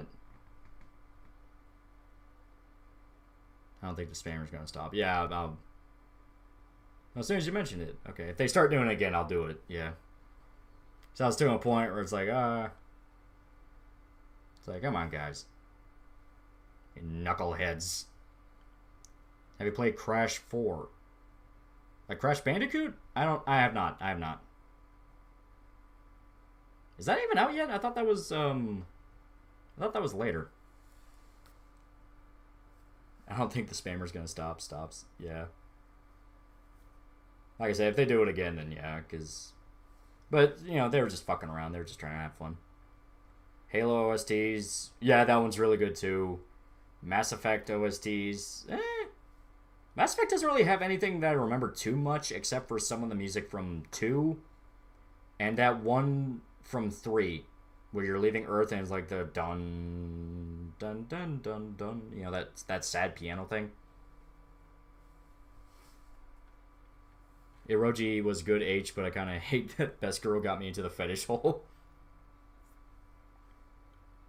Have you seen Your Name and Weathering with You, and how much better than both films is Silent Voice? I really like A Silent Voice. A Silent Voice was really good. And it was one of those where I'm like, oh. Cyberpunk 2077 is GTA with robots. Sorta, yeah. It sorta does give off a bit of a GTA vibe. Will I review 2077? It wouldn't be like a review, but I do want to talk about it. Oh, €5.49 from Dion Podday. Have you heard of this game called Dark Souls? I heard Berserk was heavily inspired from it. Also, what's the greatest anime and why is it Evangelion? I like Dark Souls. I like it a lot, yeah. I like Dark Souls quite a bit. Yes, Berserk inspired Dark Souls, where there are some shot-for-shot references in Dark Souls to Berserk, especially 3. If you play Dark Souls 3, there's just outright, like, that is supposed to be that thing from Berserk. And it's really cool. What's the greatest anime was it Evangelion? I'm not really a big Eva fan. I'm fine with it. I like it well enough. I've seen it like twice. But it's not my favorite mecha. My favorite mecha is either Gundam Unicorn or Gurren Lagann.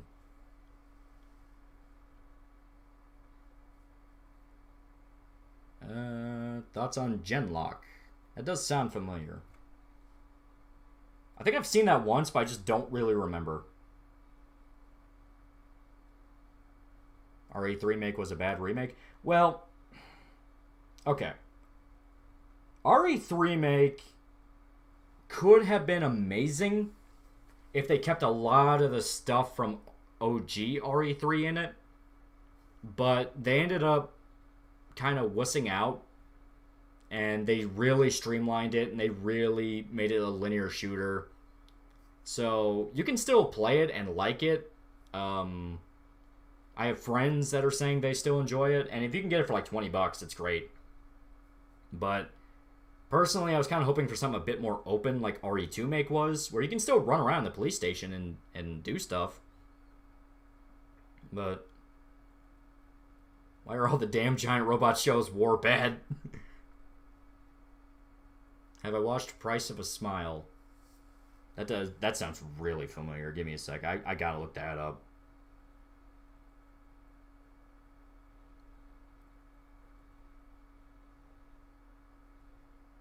Okay, that's not at all what I thought it was. Okay, that's something else. That's like a fantasy thing. I thought it was like a horror thing. You ever seen Jinro, the Wolf Brigade? Oh yeah, I like Wolf Brigade a lot. I mean, it's not like a super action-y show like you would think with the techno-Nazi stuff, but I really like it. Thoughts on Iron-Blooded Orphans? Iron-Blooded Orphans is really good. You know, it's like the one Gundam show where the main characters are like objectively terrible human beings. Even if they have sad backstories, they're just objectively bad people. Views on booty. I like titties better. I'm one of those. Should I play Cyberpunk or play my backlog until price drop? I'd probably recommend price drop unless you've been waiting for it for like years. Because when the expansions start coming out and the DLC starts coming out, it'll be like really good. At the moment, it's just like, you know, it's good. I like it, and I'm having fun with it, and I think I might really enjoy it by the end. However, however, when you get the free stuff that CD Projekt is never going to put out, it'll be fucking amazing. Pineapple on pizza, yay or nay? Nay. I like meat on a pizza. I'm not one of those where I can have like a whole bunch of veggies and fruit. It's like it has to be like some kind of meat. Titty Man, good to see. Yeah. Doesn't that describe Konosuba? The main cast there is also bad people. Well, Konosuba, they're played for jokes.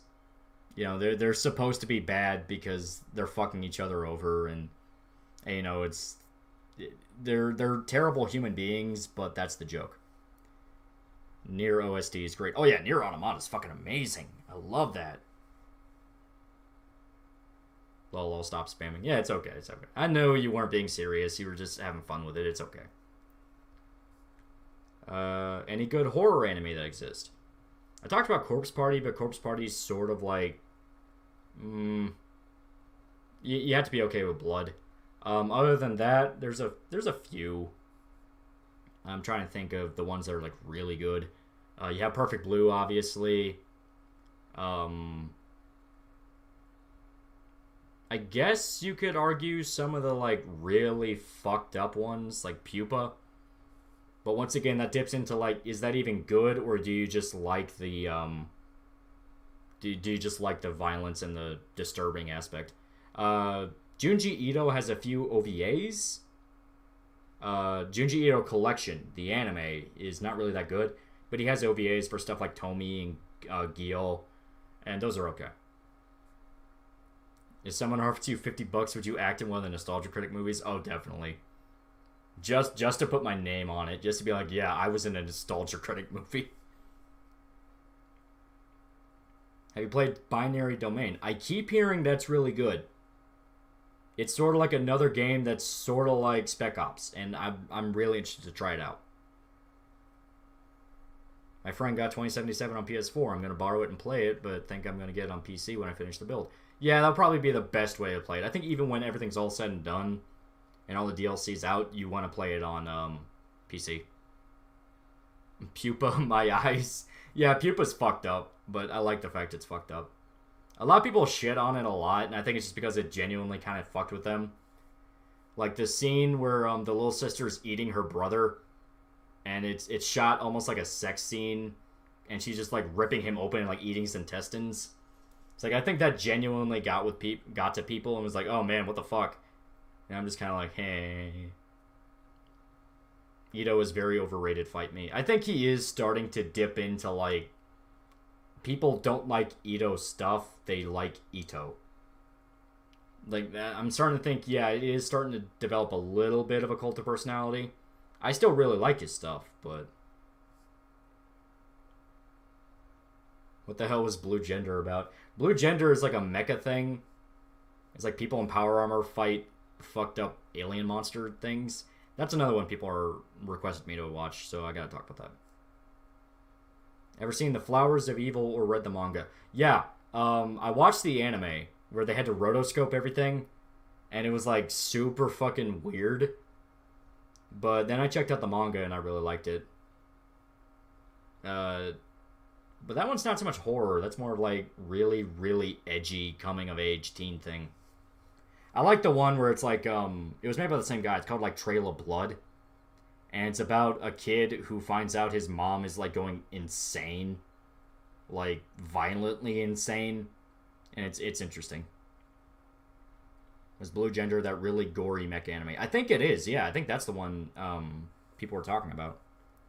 Because I looked it up, and yeah, when I was reading stuff about it, it was like, yeah, it was noted for having a lot of sex and violence. It's like, okay, good news already. Have you ever seen Monster? Yes, I really like Monster, and people are asking me to review it, and I definitely will at some point.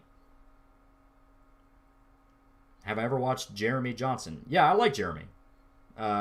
He's that kind of guy where you have different styles of like internet critics, where you have guys like Red Letter Media, or Your Movie Sucks, where They really know what they're talking about, and they're like dipping into the technicals and like actually going into like the filmmaking and the style. Then you have guys like Jeremy, where the way I kind of describe it is he's like your buddy that watched a movie and wants to tell you about it and wants to recommend it to you. He's a really down to earth guy, and that's really good. You know, he'll just straight up be like, "Hey, I saw this. I thought it was pretty good," and I like that. You know, because sometimes, yeah, there are movies where it's just you kind of need that. Not so much brainless perspective, but you know, he's not thinking that much about it. No, Jeremiah Johnson, the Robert Redford movie. Oh, okay. No, I haven't seen that. I thought you were talking about the dude, the channel. But no, I haven't seen that. Blue Gender was 5 episodes of Bloodbath and Gore first. After that, meh.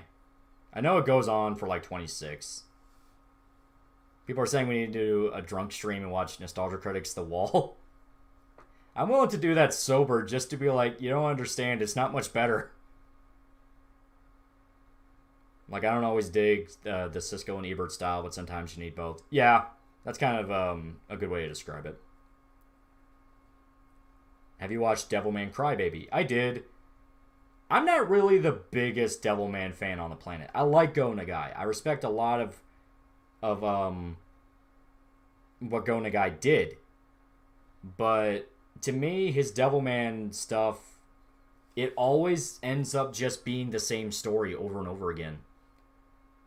Like, kid becomes like a demon thing, fights demons, humanity goes extinct.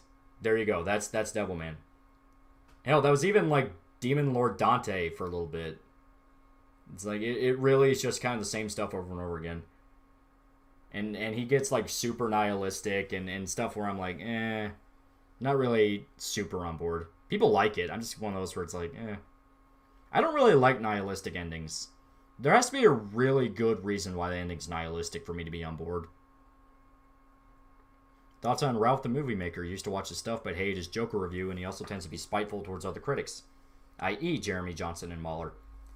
I watched a few of Ralph's stuff. I never watched him to the point I was like actively following him.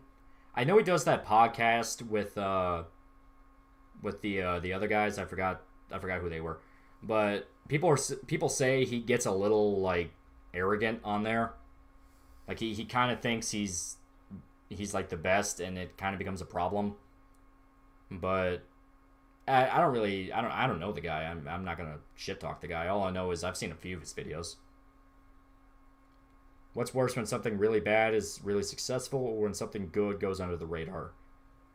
I kind of say when something bad makes a bunch of money.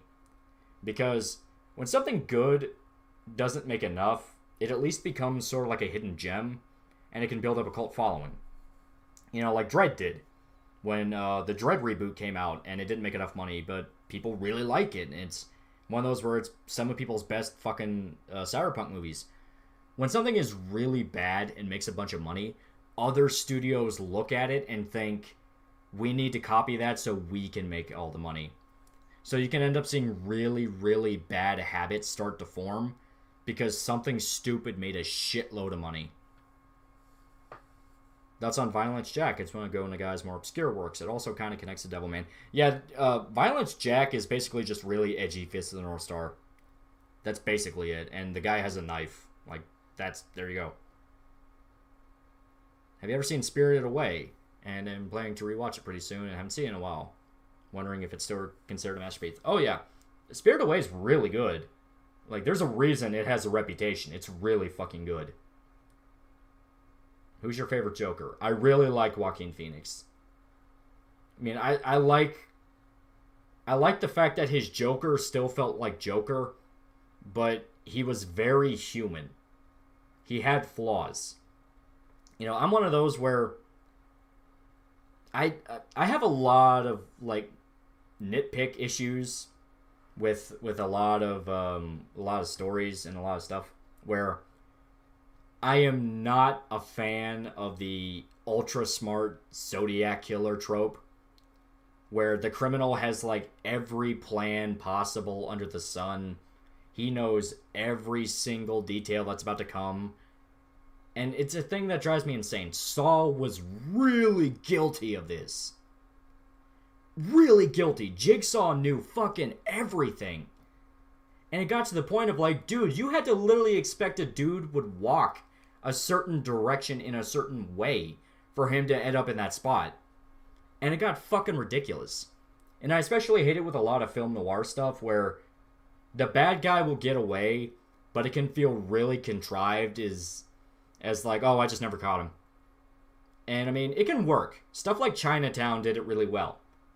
But I just don't like the you never had a chance, the villain was always one step ahead of you. The fucking Poughkeepsie tapes drove me nuts.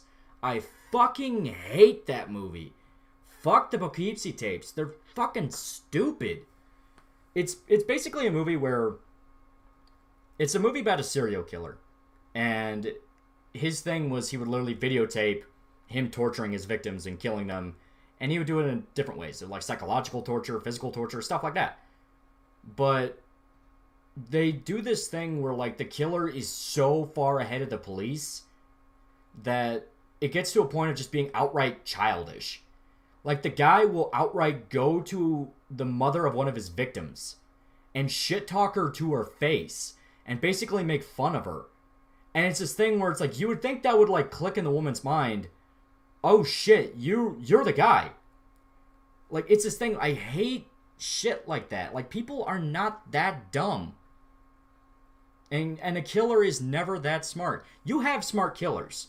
Ed Kemper, Ted Bundy, Ed Gein. You know, intelligent serial killers.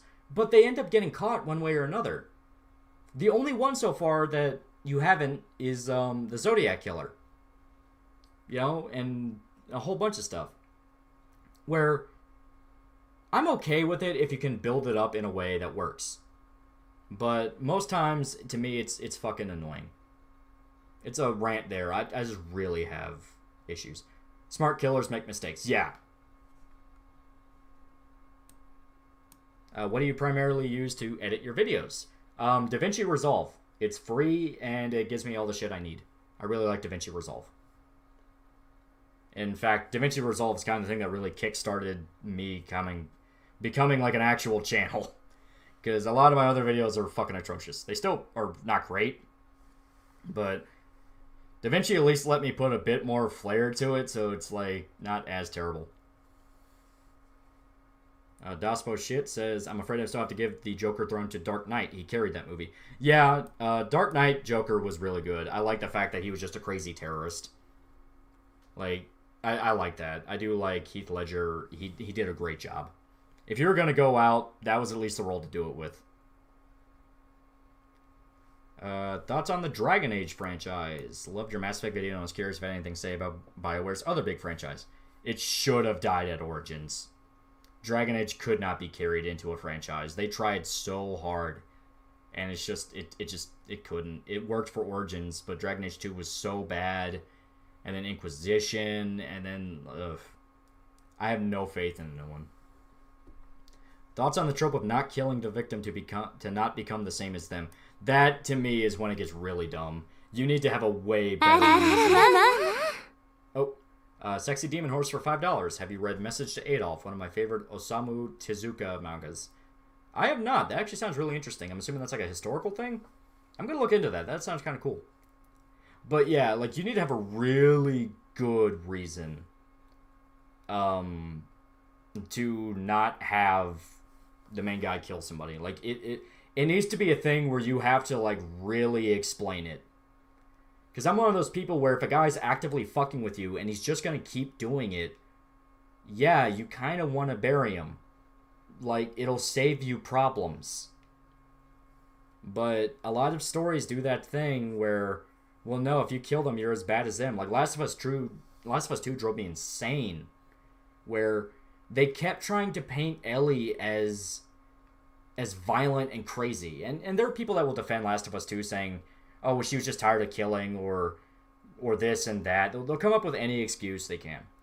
But to me, Last of Us 2 drove me insane because Ellie never felt like a psycho killer. She never felt like a psycho killer. She never felt like she was consumed with vengeance. As stated, it's the reason why I said Berserk kind of ruined me on a lot of stuff. Because Guts fits the psycho revenge thing way better. Like, when he found out the demons in Lost Children were children, he didn't fucking care. He was just like an animal. He kept ripping and tearing. He didn't give a fuck. And that's what works. If you're gonna paint your main character as a bad person, consumed with rage or this and that, let them actually do it. Don't pussy out as like, well, they still have a tiny bit of humanity. No, you're showing them at their lowest point, at their worst. Mandy does this really well. The Nicolas Cage movie, Mandy, where in the movie, Nicolas Cage is batshit nuts. And he's like roaring and screaming and like swinging his axe at people. It's really good. One of my favorite movies, I think I showed it in the Spec Ops: The Line video, is Man on Fire. If anyone's ever seen Man on Fire, it's the movie with Denzel Washington. And I don't want to spoil too much. It's an older movie. It's like 16 years old at this point. But the basic premise is that he's a hitman who is hired to protect a little girl. The little girl gets kidnapped. It really is one of those angry dad ruins the world movies. But I really like it. I really like it a lot. But the movie is the little girl gets kidnapped by this cartel and he has to go get her.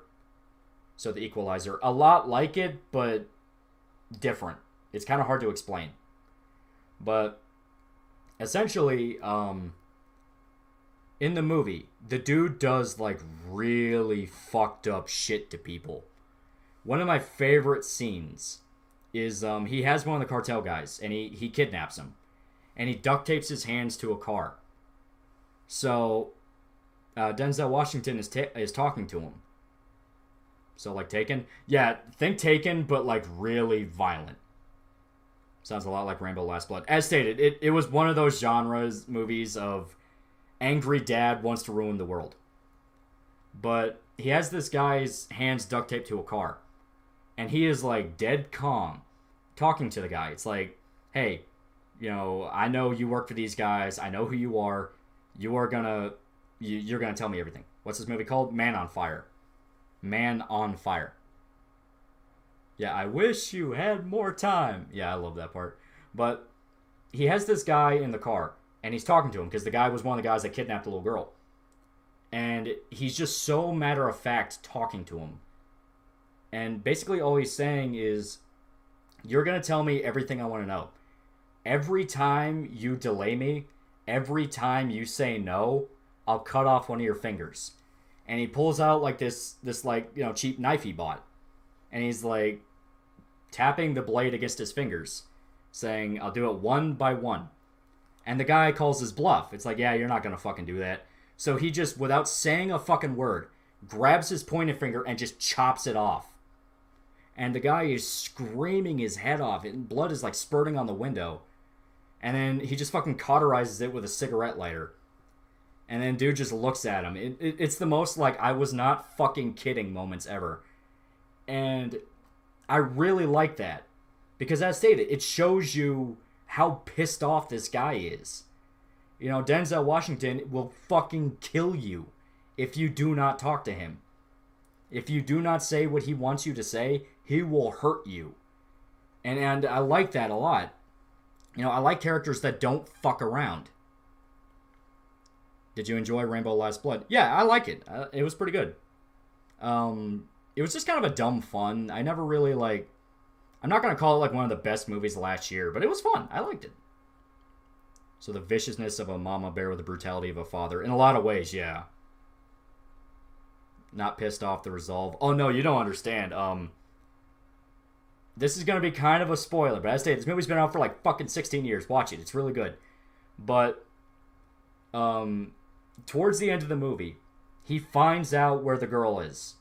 And then he finds out who runs the cartel. He finds out the guy's family. He finds out he has a brother. He finds out he has a pregnant wife. So Denzel Washington, consumed with rage, goes over to the guy's brother's house with a double barrel shotgun and just like screaming at them. It's like, shut the fuck up, you know, that kind of stuff. And the wife is like 8 months pregnant. So there's a point where he calls the cartel guy with a satellite phone, because that's he knows exactly who this dude is. He knows everything. So he drags the two out onto a rooftop, the brother and the wife, and he's talking to the guy on the satellite phone.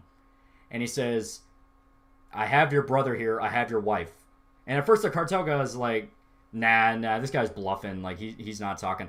And then all he says is, yeah, your wife's about 8 months, isn't she? And the guy goes dead quiet. And at that point, he starts talking, but his voice is shaking. Like, okay, what do you want? Do you want money? We can pay you money. Because he kind of outright says, I know you have the girl. I want her back. Don't fuck with me. But the guy's still thinking he just wants money. He thinks he's just a dude that found him and is like fucking with him. So the guy's like, okay, I'll give you $1 million. I'll give you $1 million. We have it all in American. So he just starts chuckling. Like Denzel Washington just starts chuckling. He goes like, okay. And then he just grabs the guy's brother and says, yeah, he wants to talk to you. And while the guy's brother is like desperately trying to like talk on the phone, Denzel Washington grabs his hand, puts it against a wood post, and blows it off with a fucking shotgun. Like he just unloads the double barrel into the dude's hand while he's on the phone with his brother so he can listen to him scream. Like, it's shit where it's so fucking cold-blooded, but I like that. You know, if you're gonna have a revenge story, have the dude be cold-blooded. You know, it to me, if you try to have it both ways, you end up looking like a dumbass. While we're at it, thoughts on the revenge is bad trope. It can work, you just have to know what you're doing. As stated, Fullmetal Alchemist does it really, really good. Are you going to review Monster? It's hands down my favorite anime. I definitely am. It's just, at some point, right now I have a whole bunch of other stuff. How long are you planning on streaming for? Not bored of criticizing, just wondering, as I'm really enjoying listening to you and you do stuff and deciding whether to stay or not. Well, the stream will be saved. It'll be alright, it'll be saved. It should. And we're only going to go for about another hour. Because I want to do these like noon to 3. But yeah. Yeah, I really like Man on Fire. It's one of my favorite movies. Violent protagonist done right. That's exactly it. Yes. Thoughts on Jeremy Jahns? I actually had an entire fucking... I actually talked about... Yeah, I really like Jeremy. His videos are really good. And it turns out a guy was like, no, that's not what I was talking about. I was talking about this. So I felt like an idiot. But yeah, I like Jeremy.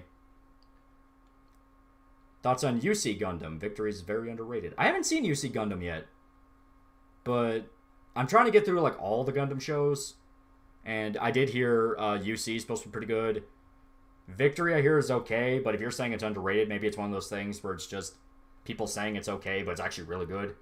So I'll definitely check it out. Have you watched the movie Unhinged? Yeah, that's the Russell Crowe one, right? I haven't seen it yet. I definitely want to check it out. To be fair, Guts does hate and regret most of his actions. Well, that's the thing. It did it right. You know, where in the moment, he's consumed with bloodlust. But when he looks back on it later, after it's said and done, he realizes, what the fuck did I do? That's how you do it. You know, if you try to do it where they're regretting as they're doing it, it feels like you're crying as you're punching the bad man. It's just, it's annoying. The best revenge movie is usually a dad finding his kid or a soldier looking for the man who took out his squad. I haven't seen the latter, but yeah, there's a lot of dad finding his kid ones. Have you heard of the short film Puparia by Shingo Tamagawa? I have not. I'll definitely make a note of that. That does sound kind of interesting. Sounds like Pupa, but I don't think it's Pupa. Do you remember Outlaw Star? Oh yeah, Outlaw Star's good. I like it. Thoughts on Schnoz from Berserk? Yeah, I like Schnoz. I hope he comes back. He's fun. He's a fun joke character. Have you seen Downfall? Oh yeah, Downfall's really good. Really sad, but really good. Because like, yeah, it turns out it's fucking depressing. It's a World War II movie. Koreans do that well too, like Man from Nowhere. Yeah, Man from Nowhere, I Saw the Devil. There's one other I can't think of the name of, but it was also really good. Yeah, they do that really good too. And it's a thing where I stated with fucking oh, the Soldier Squad thing is GTA 4. Yeah, that's right. Nico. Yeah, okay, yeah, thank you. But yeah, my problem is when you do the revenge is bad thing, as stated, you have to know what you're doing. If you do it really annoying and try to make it Hollywood, it's infuriating. I cannot stand it. Go raw or don't do it at all.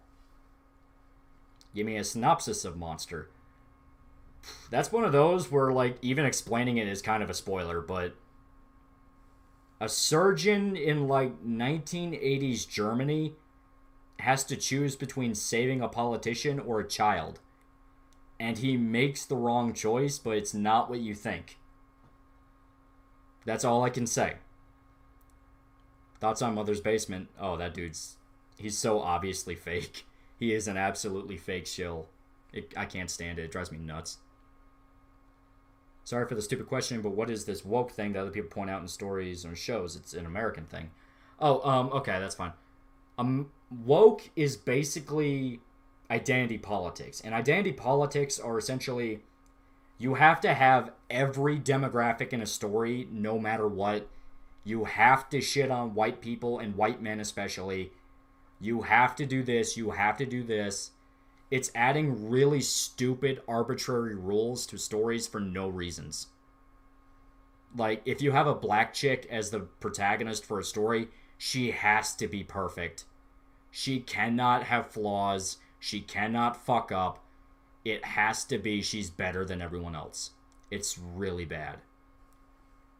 What do you think about Oldboy? That was the one I was thinking of. Yeah, Oldboy. Oldboy's fucking awesome.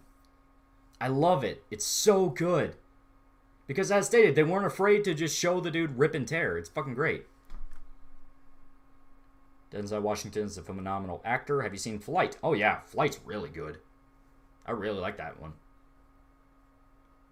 But yeah, the whole rant I had where like I was talking about like violent protagonists and like just doing fucked up shit to people. OG, Old Boy, or new one. OG, new one's atrocious. Don't watch the remake. Watch the Korean. The new one's so bad. But Last of Us 2 had so many moments where like Ellie would. Here's a perfect example. Ellie is in the hospital with Nadine, the chick that says Joel's a bitch. And what I mean by she hesitates and she doesn't get to the point is that instead of just popping Nadine in the knee and like putting the gun in her mouth, like what somebody else that would be way better of a protagonist would do, she gets angry and even though she's like halfway across the room, is like trying to run up and hit her with the gun, which gives Nadine just enough time to throw a pan at her and run out of the room. You know, it drives me fucking crazy. Where she should have just beaten her to death right there. Like the part where you're in the hallway bathed in red and Nadine's like choking to death because of the spores and you can like bash her head in. I thought that was okay. But Ellie should have said like better lines. Like it's one of those things where you can sell moments like that if you know what you're doing. Like I've actually been really tempted to do a video where I notice people seem to like when I like offer new ideas to like games or shit like that. So I've been really tempted to go through and do like a complete this is how Last of Us 2 should have been. Because all I can think of like it's one of those where the more I think about it, the more I'm like, man, this game fucking sucked and people are praising it as like the standard for video game storytelling. And I'm really like, it's really bad though. So I'm really tempted to go through and be like, yeah, this is how you should have done it. Maybe it's arrogant, but it's at least something. Have you seen Ashita no Joe? Megalobox is kind of a remake, but significantly worse. Yeah, that's the one about cyborg boxing, right? Yeah, that one's pretty cool. I like it. I like really stupid fucking shit like that. What is a remake that outshines the original? For me, it's Scarface. Yeah, Scarface is really good. A lot of people don't even realize Scarface is a remake. It's that good. It's that iconic. You have The Thing, which was obviously The Thing from Another World. True Grit was pretty good. Trying to think of what else, because a lot of the modern stuff today, it's soft reboots. It's technically a sequel, but it's basically the original again. So, technically American Sniper was a revenge movie since he's on the hunt for the other sniper. Yeah, but that was kind of a smaller part. So I don't know. I don't know if you can count that. You can if you want. It's just one of those where to me it's like, eh. Thoughts on John Wick trilogy? I love it. It's so much fun. It's like I like it. I like my gunfights. But Critical Drinker does something similar with the Star Wars sequels. Yeah, that's kind of where I got the idea. Where he was going through and trying to fix Finn and all that. And I was kind of tempted with like Last of Us 2 just because I also watched another guy called, I think it was like The Closer Look or something. And he kind of did that where he wanted to go through and rewrite Last of Us 2 into something legible. But I think some of his ideas were a little too like, But no, I'm tempted to do it. Because I actually have some ideas where I'm like, that could be really cool in the Last of Us game. Oh, $5 from Jaeger Bomb 2. Only commie mainstream lovers woke BS like Last of Us 2. If you can watch 40K's Hell's Reich, it's a breath of fresh air in this toxic Hollywood sea. I'll check it out. Because I know Astartes was really good. So I'm kind of in the mood to talk about, well, not talk about, watch some 40K stuff. You know, saving that piece of shit. Well, that's the thing. I had some ideas. I had ideas. Like, one of my ideas would be that Abby wouldn't be trying to kill Ellie. It would be the opposite. She's trying to help her. And, like, it would basically be Abby and Ellie have to, like, get back to Jackson from Seattle. It's rough right now, but the idea would be that, like, this is, like, work in progress shit, because I don't even know if I'm really going to do it as a video. I might just talk about it here, and that'll be the end of it. But the idea would be that Joel and Ellie do not hate each other. There is no, you lied to me, you motherfucker shit, like what you get in the game. Instead, it's playing off the idea that Ellie knew. She very much knew. It's like, you did something. I don't know exactly what you did, but you did something. So, from there, they end up becoming, like, a lot more clingy. Like, they're a lot more, like, tight. Because they both know there's a serious thing they need to talk about, but they don't want to think about it. So they're pushing it away as much as possible, and they're kind of just like, but we don't want to lose each other. We don't know if this argument will split us apart. And from there, you can have all the shit with the Fireflies and them going after Joel. But my big difference would be that Joel does not die in the cabin. In that cabin where they beat him with the golf club, he does not die, and it's not Abby that does it. Abby's holding Ellie on the ground. Manny's the one that beats Joel, because Manny will be the guy that will be your like, man, I really hope this cocksucker dies. He'll be the bad guy. And basically they kidnap Ellie and they take her to Jackson. You know, because they want to do the cure thing again. They want to scoop her brains out and make a cure. But the big point will be that not long after they get her, okay, I joined and I hear someone about beating something. Yeah, I'm trying to talk about like how you could have turned Last of Us 2 into a better game. But essentially, they get Ellie into Seattle, and they're testing shit on her. They're seeing how her blood works, trying to rebuild the data they lost after the Utah incident. But I'm thinking that, once again, since you kind of are supposed to hate Abby's friends, the idea would be that Manny wants to just kill her immediately and take her brain in the hopes of making a cure. But Mel would be the one to point out, if we just kill her now and we fail, we lose everything. Pointing out the fact that it's kind of a massive plot hole to just want to kill Ellie in the vague hope of getting a cure. So instead they come across the idea of, if we forcibly impregnate her and have her give birth to children, we can experiment on those children and ideally get what we need from one of them. You know, we'll kill somebody that barely had a chance at life versus a 19-year-old girl.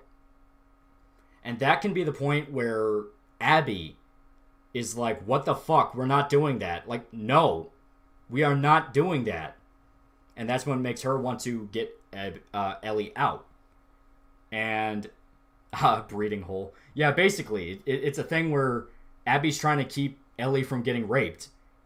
Um, Meanwhile, with Joel, he wakes up and it's like 3 months after. 3 months after the incident. That's very important. You're very evil, my dude. You do what you have to do. But Joel wakes up 3 months after. And Tommy explains to him. Also make Abby not manly She-Hulk. No, she would be sexy She-Hulk. But Joel wakes up and Tommy explains everything. It's like, hey, you got attacked. They took Ellie. We got to go find her. You know, we've been trying to figure out who they are. And I'm thinking one of the points can be that they kidnap one of the WLF guys. Tommy beats the shit out of him and actually takes him. And for 3 months, they've been trying to get him to talk. But he's a trained soldier. He doesn't crack that easy.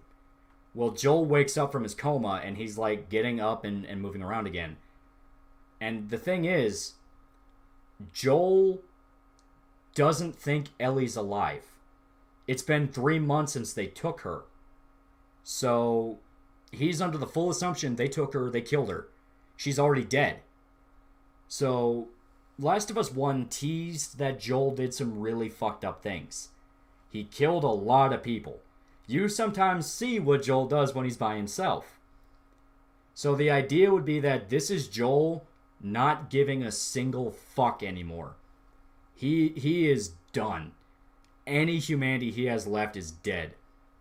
So the scene where they get the information from the guy, you know, they torture him, can literally be I'm thinking the guy can be like a cage or something. They have like a jail, you know, town jail, that kind of thing. Because it's blatantly trying to be like a Western. Well, the idea can be Tommy explains to Joel. It can be one of those segments where you're walking down the hall and Tommy's giving exposition. And Tommy can make a point of, this guy will not talk. We've done so much shit to him and he just does not talk. So Joel is just dead quiet the entire walk. And that's the big key that something's wrong with this dude. And I'm thinking you can get to the door, and it can cut to a cutscene here, where Tommy's like laying his back on the door, and he's saying like, we've done all we could, he will not crack. Maybe seeing you can get him cocky, something like that. Tommy will be like, I'm sending you because you're the last option we have. Joel doesn't says a word. He just opens the door, walks inside. You see you see like a clip of the guy like on the chair. He's bruised up, he's beating, but he's kind of got like a cocky smirk. Like, haha, you're not going to crack me. Then you just cut to the outside with Tommy. And I'm thinking Maria, his wife, can come in. And they're talking to each other. And Maria can be like, something's wrong with Joel. I really don't like you getting involved with this. And Tommy can say something to the effect of, dude, we do what we gotta do, you know? We gotta make them pay for this. And all you hear is the guy screaming. He is screaming. He's crying. He is begging for his mother. Like the most agonizing shit you could ever hear a human being scream. And then it goes quiet. And Joel just walks back out covered in blood. And he says, I know who they are. And that's when you can cut to them explaining who the WLF are and all that. Because the idea would be, the salt must flow. I pay $120 for this already. It's already sounding better. Well, that's the thing. The idea would be, it does do the redemption versus dissent thing, like what the game tries to do. But the idea would be that Abby's earning redemption by saving Ellie. You know, to Abby, she needs to save Ellie.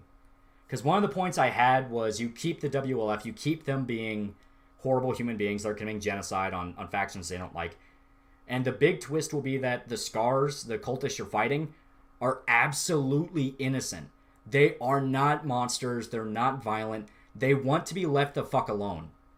You can sort of have like a Pascal's Village moment where this faction you've been fighting as Abby for like a few hours at this point is like, will you please leave us alone?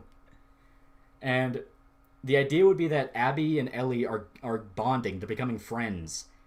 And there's a there's a big twist with Ellie that I'm tempted to say right now, but I'm also tempted to be like, if I do make a video about this, I don't want to spoil it I don't want to spoil it yet. Maybe I'll get too excited and say it. But the idea that Abby went through some really bad shit. Like, I'm thinking a big key can be that she's a bit older than what you see. Where pregnant Ellie's a pre-order bonus. Okay.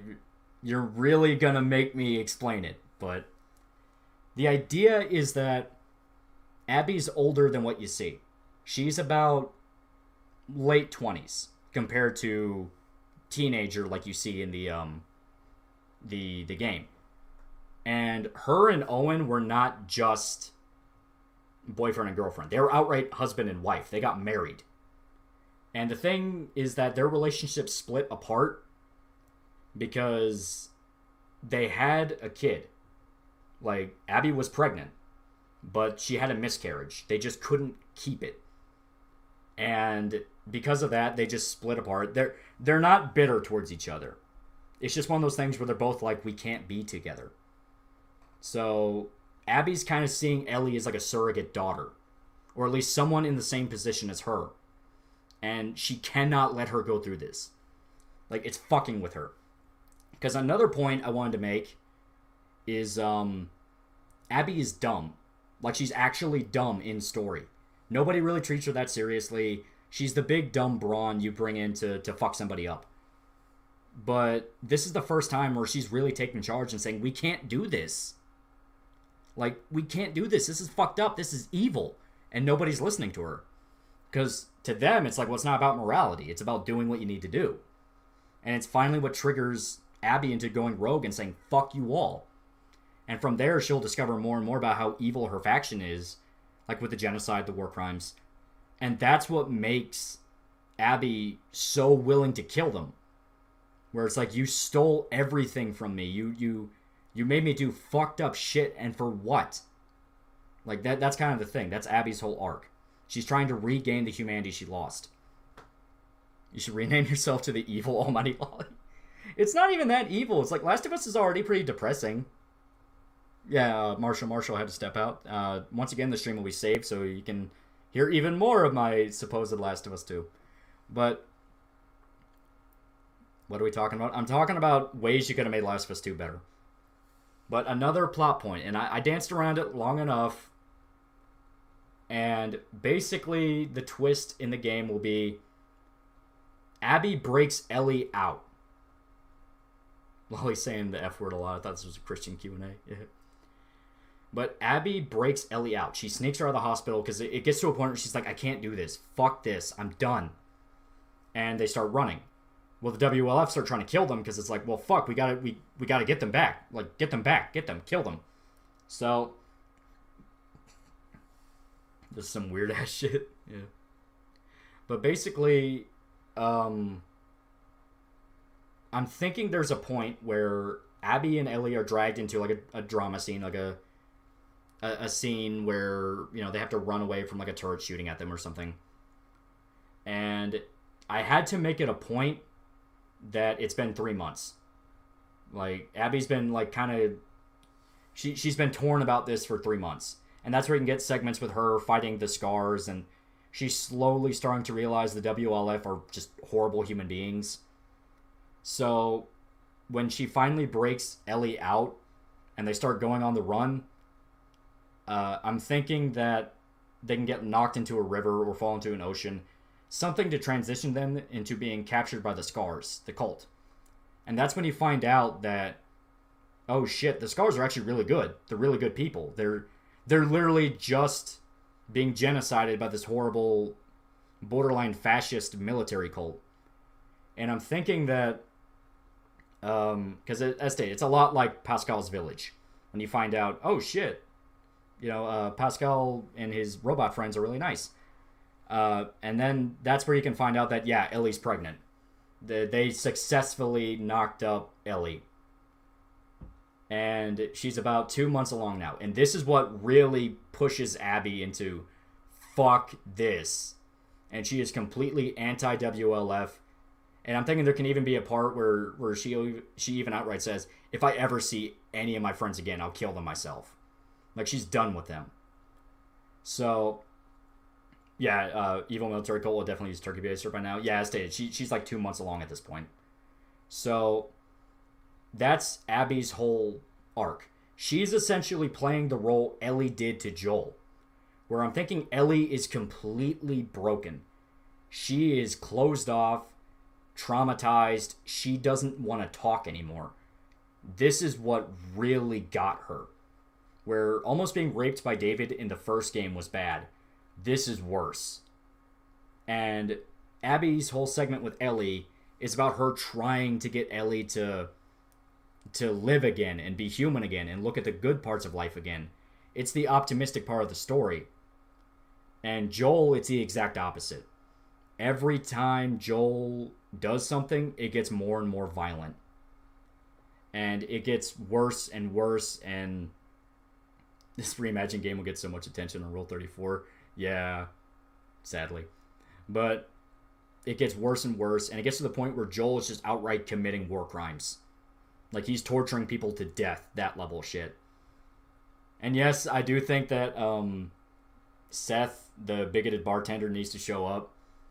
Because I think that'd be funny. So Joel on fire. Basically, yeah. And that's kind of the idea I've had so far. Joel is going Captain Walker. Yes, but he's intentionally doing it. He knows what he's doing. So that's kind of the thing I'm wanting with it, where Joel is knowingly getting worse and he just doesn't care anymore. Like, he lost the one reason he's staying alive. So the sad thing is there's so many ways I've seen people say it can improve the story. It makes you wonder how they did this in the worst way possible. Well, it's because Neil Druckmann, he's not willing to hear other ideas. It's his ideas or no ideas. Because what I listed are just fucking, it's just fucking shit I thought about like over the course of like a week. That's about it. And with Joel starting to collect skulls for the Skull Throne. No, I'm actually thinking that has anyone ever seen Sicario? Is Spec Ops: The Line on Steam? Yes. But if anyone's ever seen Sicario, do you remember how the thing with Alejandro ended and the cartel leader? Because I'm thinking that can be how Joel kills Manny. Where because I'm thinking, yeah, you keep a lot of the stuff that tries to humanize the WLF. You're still absolutely like, man, fuck these people, I want them to die.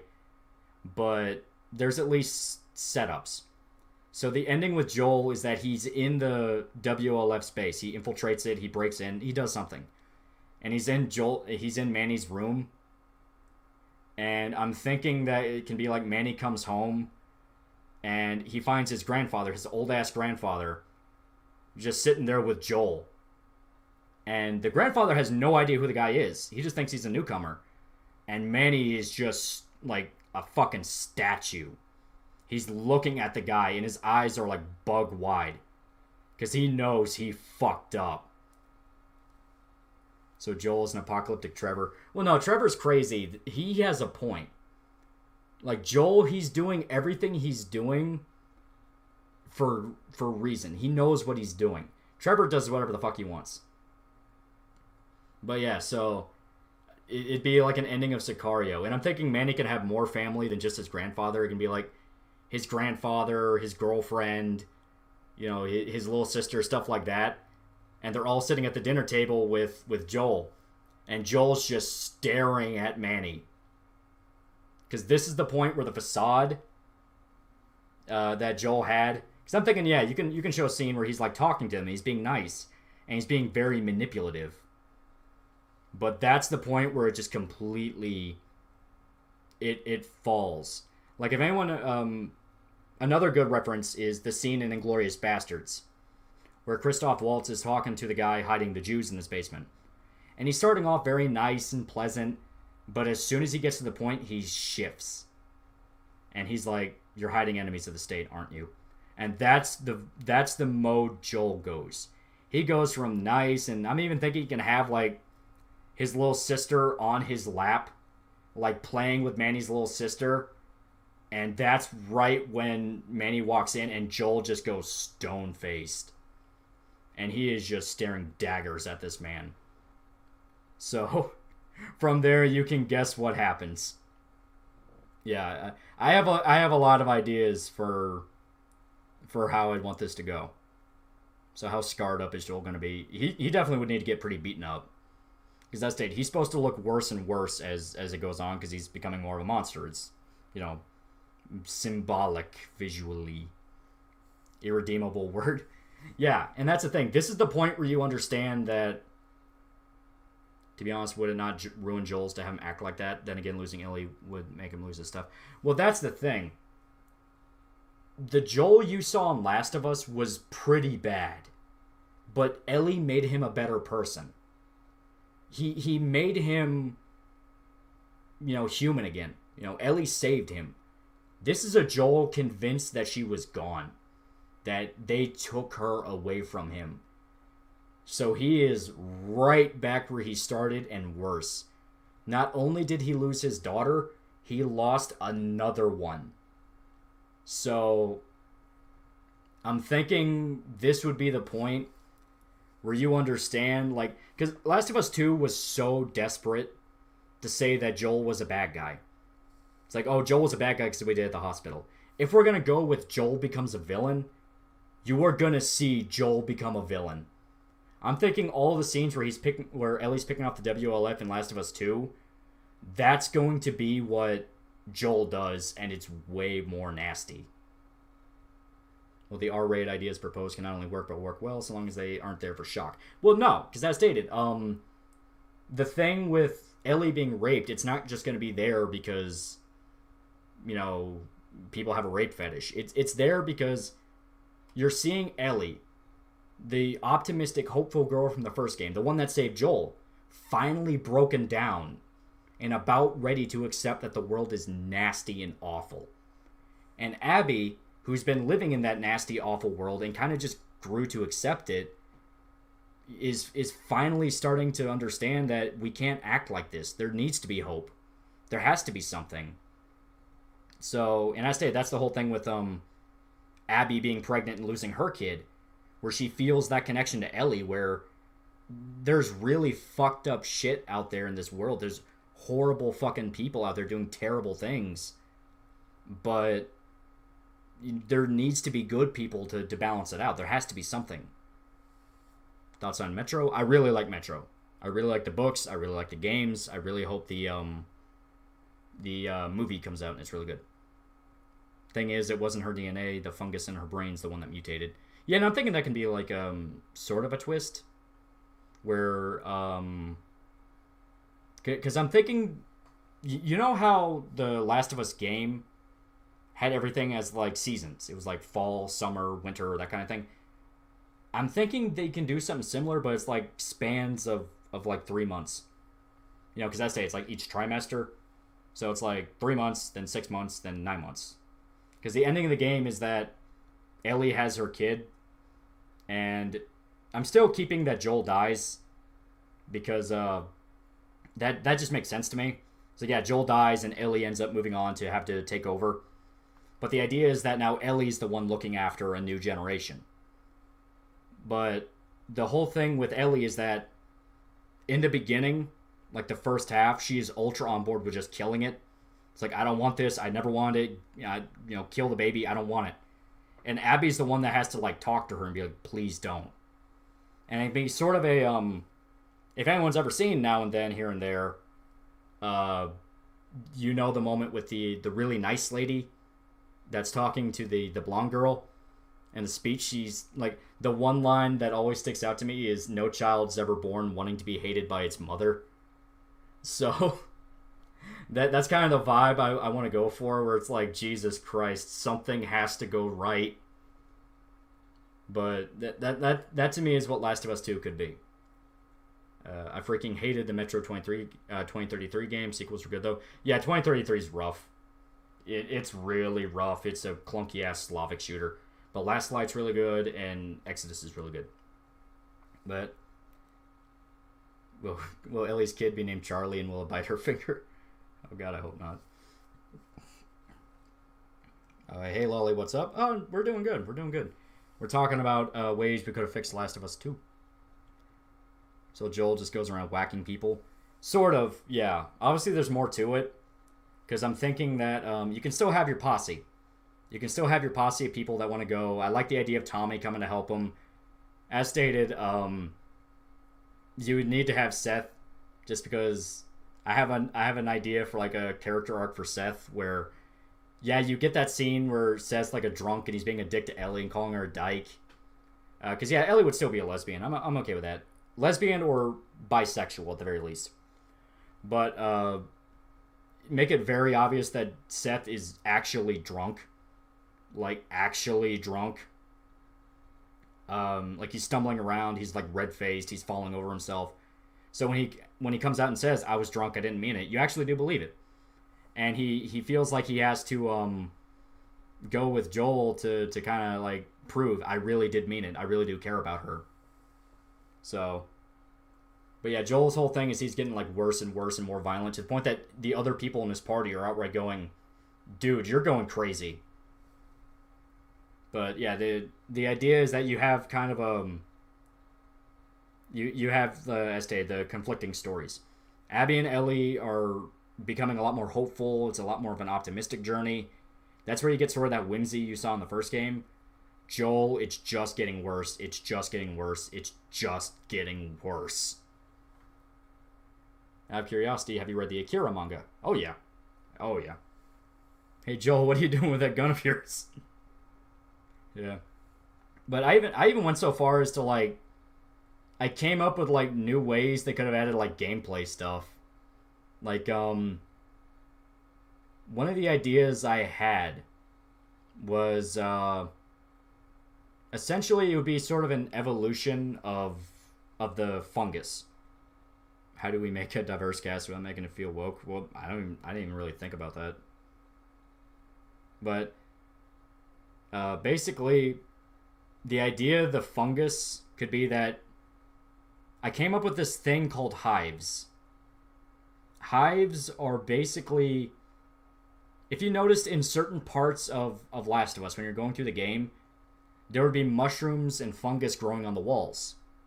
And that would be where you have spore areas, where the spores are really thick and you have to wear a mask, otherwise they'll kill you. I'm thinking that a hive can be sort of an evolution of that, where the fungus has basically started turning into almost like the nest you see in like a xenomorph thing, where it's all over the walls and you can't even step without stepping in it. And it's all fungus and like mutated meat and stuff like that. And the idea would be that the spores are so thick in a hive that if you step into one, even if you're wearing a mask, it'll eat straight through it and you'll turn in like 10 seconds. Like, you'll go from a human to an infected in less than 10 seconds. And on top of that, if you stay in it too long, it'll also start mutating the fungus at a rapid pace. So a human being can go from normal to a bloater in like a minute. And the idea would be that this is the apex evolution of the spores. You know, and it's sort of like what... I got the idea sort of like what the Rat King. Where the Rat King... It was an awesome concept. I'm not going to deny it. Rat King is fucking cool. But the idea is... you have the amalgamation of flesh and mold. So the idea with the hives is that this is the end result of the fungus. This is what it wanted from the beginning. And even Ellie can't make it through a hive. That sounds scary. Yeah, I even had an idea where you can see what happens to somebody when they get stuck in a hive. Like, the idea is maybe, like, Ellie and Abby are running away from slavers or something. I don't know. And they end up getting knocked into an area where a hive is, like, right there. And a guy falls into it. So they're watching as this guy's, like, screaming for help as, like, mushroom plates are fucking, like, exploding out of his body. And, like, his fucking head explodes and you just see a massive mushroom. And then he's a clicker. And he starts running at them and you have to kill him. And that would be the idea. And the way you have to deal with the hive is you have to set it on fire. You have to burn it. So you have to use Molotovs, flamethrower, whatever you can, set it on fire. And when you do that, every infected in the area is made aware, and they come for you. So it's this thing where it's almost like a hive mind with the infected. Maybe out of flamethrower Molotovs. Yeah, exactly. That's the idea. So you have these scenes where you have to like burn away the hive while also fighting off the infected. And it can be sort of a juggling thing where on one hand you get more maneuverability in a fight. You know, you burn away the spores so you're able to walk around and move. But at the same time, there's more infected running at you. Infected making a hive. Yeah, the idea is when an infected ages enough, when they've been old long enough, their body just melts down. They turn into almost like a protoplasmic fungus. And they start growing on the walls. And start spreading. And from there, they release spores. And the more people that get stuck in a hive, or the more infected that get stuck in a hive, the more they rapidly age down, and the fungus eats at them, and they turn into more material. So it's sort of like so Days Gone when the fungus got you. Yeah, sort of. Maybe the military is the threat too, like the world's about to be scorched. I don't know if I do that. Because the military, they just run quarantine zones. I'm thinking it wouldn't really involve quarantine zones, except as maybe a stop. Like they go through a quarantine zone. Because I'm not really into the idea of the military being the bad guys. That's used a lot in zombie tropes. Jeez, Maze Runner levels of horror there. Yeah, well, I just think it'd be awesome. Sounds like The Flood. Yeah, sort of. I like the idea of, like, a guy gets kicked into a hive, and he's filled up with spores so much that even though he's still sort of sentient, he's, like, turning into a bloater or a clicker. And, like, even though the mushrooms are, like, exploding out of his flesh, and he's, like, and spores are, like, eating away at his skin, and he's turning into a zombie, he's, like, begging for help. I just think that I just think that would be fucking metal. And it would even lead to like sequences towards the end where the big sequence I had at the end would be that Ellie is like 9 months pregnant. As stated, this is towards the end. And you have to walk through a hive to get to where you need to go. You have to. You don't have a choice. And as you are fighting through the hive, like burning it away, clearing out the infected, Ellie starts having contractions. She starts going into labor in the middle of the hive. So while this is going on, you have to juggle like 3 things at once. I just think that would be something to where it's like, oh fuck, what do I do? I think that'd be awesome. Opinion on the Dead Space series. Oh, Dead Space is awesome. I liked it a lot before 3. Everyone kind of agrees that 3 was, I really do like your season idea with the trimesters. You kind of see Ellie over the course of that time go from hate to love towards baby. Well, yeah, that's the idea. The idea is she warms up to it. You know, and she doesn't want to kill it. You know, it's a thing where in the beginning she was traumatized. And it's like, I don't want to get rid of it. She's not thinking. You know, she's traumatized and her mind's trying to piece itself together. Wouldn't the kid be immune? I'd leave that up to interpretation. Because I'm thinking the ending scene can be the farm. You know, you have the farm like in Last of Us 2. But it's Ellie playing guitar next to the baby. And you get end credits. Current objective, survive. Lolly, chill, what the fuck? Why are you so dark? I don't even think it's that dark. It's not that bad. It's not like I'm saying the baby becomes a zombie and eats its way out of Ellie. Like, Jesus. This is apocalyptic world at Planned Parenthood. So Lori, but better. Yeah, basically. Maybe show cities being burned and bombed by the military in the background. I can see that as, like, why they have to go certain directions. Like, the military or the WLF start taking more territory. So it becomes more of a problem avoiding war zones than the zombies. They did that in the Dawn of the Dead remake. Exactly, and I'm not interested in that. I actually want it to be, like, a hopeful ending. Ellie needs a happy ending. Like, Ellie needs the good ending. She needs the ending where, not so much happy, but bittersweet. Because as stated, Joel will still die. But the idea is for Ellie, things will be okay. Hey Lily, did you watch Gender Blue? I'm getting started on it pretty soon. But I'm going through a whole bunch of stuff right now. Hey, don't have time to hang out, but I just wanted to pop in and congratulate you on 25K. I remember finding you in the comments of some videos and really agreeing with what you said. Oh, thank you very much, JMed Mashups. That's really nice of you. Happy endings cost extra. Yeah, the idea is a lot of people died to bring Ellie home. But what about Abby? I'm still torn whether or not Abby dies. Because on one hand, I would sort of see it as Abby can die getting Ellie to Jackson, and it's sort of her dying a death she would want, where it's like, I'm leaving, but you have hope. Like, you have your baby, so go.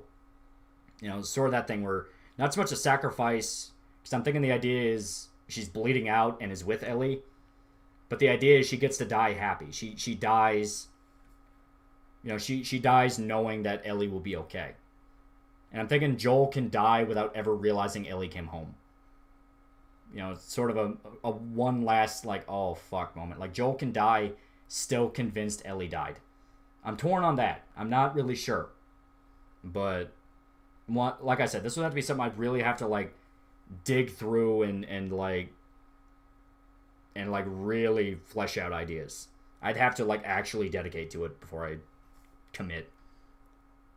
Redeeming Abby, you madman. Well, that's the thing. I see Abby and all I can think is like, man, you could have done her like way better. And I'm hoping the idea is, yeah, Abby's actually good now.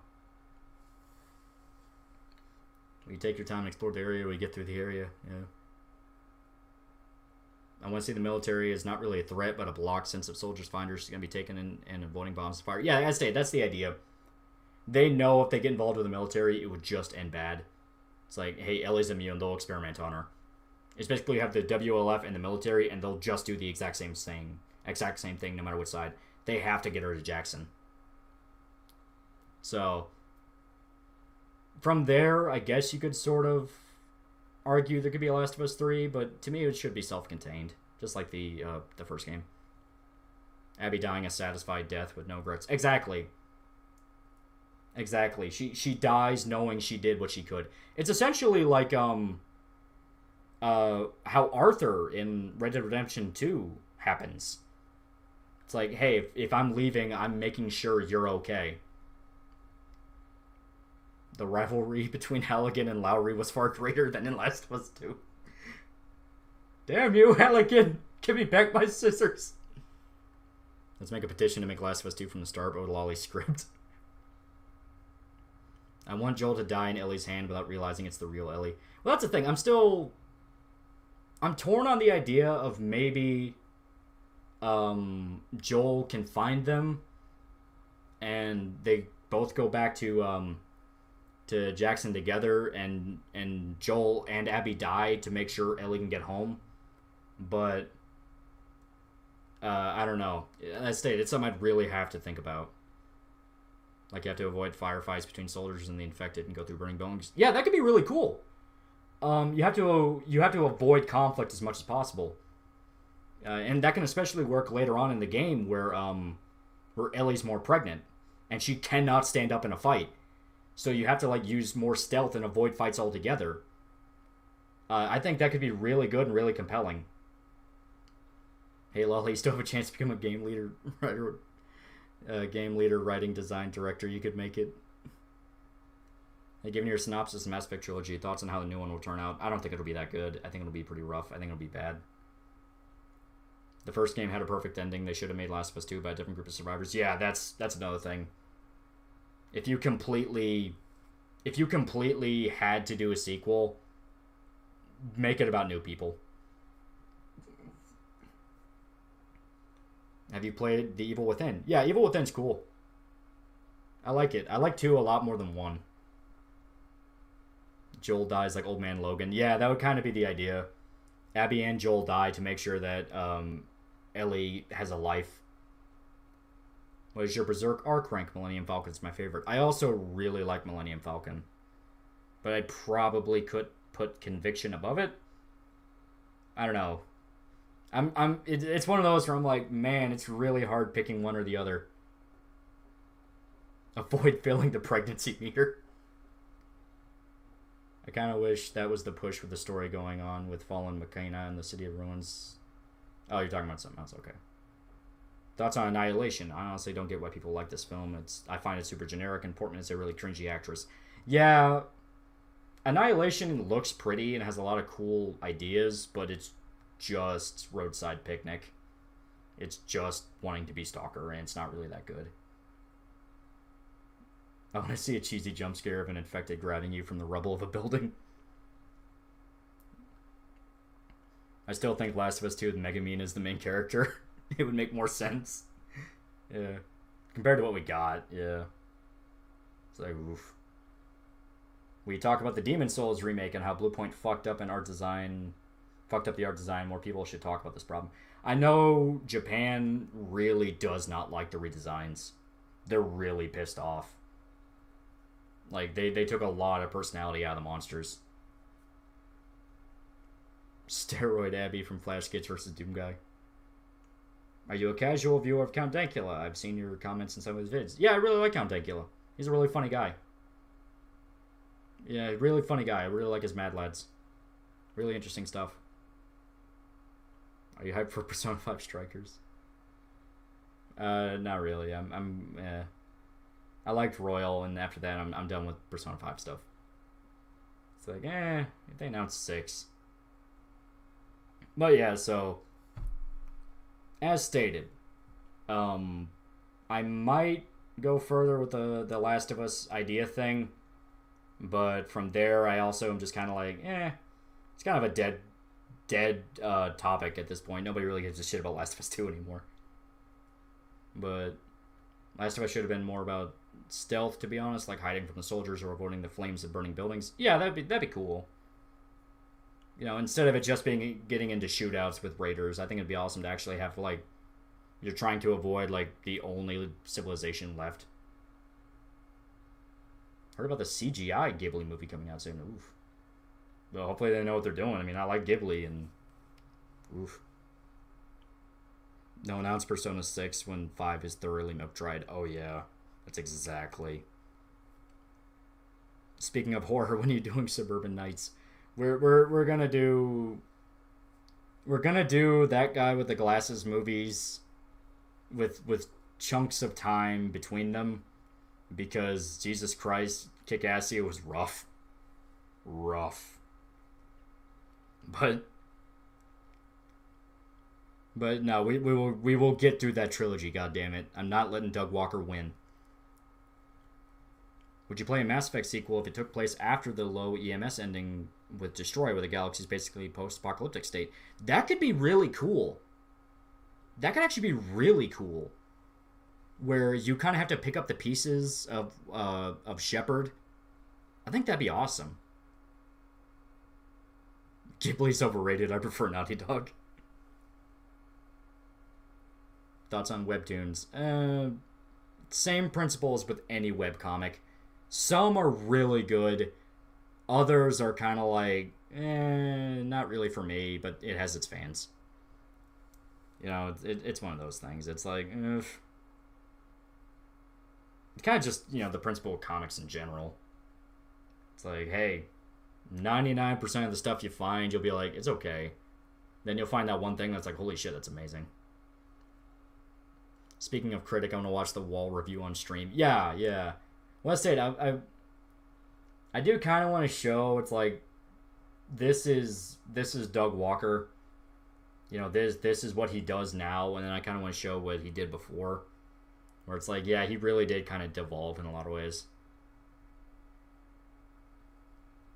Thoughts on the Titanfall series? I really like 2. That's the same with everybody, though. Everyone likes 2. First game was, like, forgettable. Nobody remembers Titanfall 1. I missed a point. Who knocked up Ellie? The idea is that the WLF artificially inseminate Ellie into being pregnant, and I'm thinking they were not gentle about it. So it's basically the epitome of she got raped. That's the idea. Yeah, my idea for Last of Us 2 would be a lot more... It'd be a lot harder to sell than what we got. It's like, no doubt, you would probably see game critics go, man, what the fuck is wrong with these people? And just sitting there going like, no, but you don't understand, it was important. It was necessary. Mooses are more savage than bears. They really are. Mooses are fucking crazy. I've seen videos where they're just nuts. That said, he need to stop talking about Metro because I'm trying to do a project for 3 hours. Procrastination, you gotta love it. Do you read 40k books, and do you have your favorite? I haven't really read the books. I like a lot of the stuff in the games, and I like reading a lot about the lore, but I haven't read any of the books. I know some of the books are really good, though. The Japanese market would buy it up. Alright, at this point, I think we're about ready to wrap it up, because we're almost at 3 here. Thank you for everybody stopping by. Thank you very much to everybody that donated. Very, very nice of you. I hope you all have wonderful Christmases. Next stream, that will be on Thursday.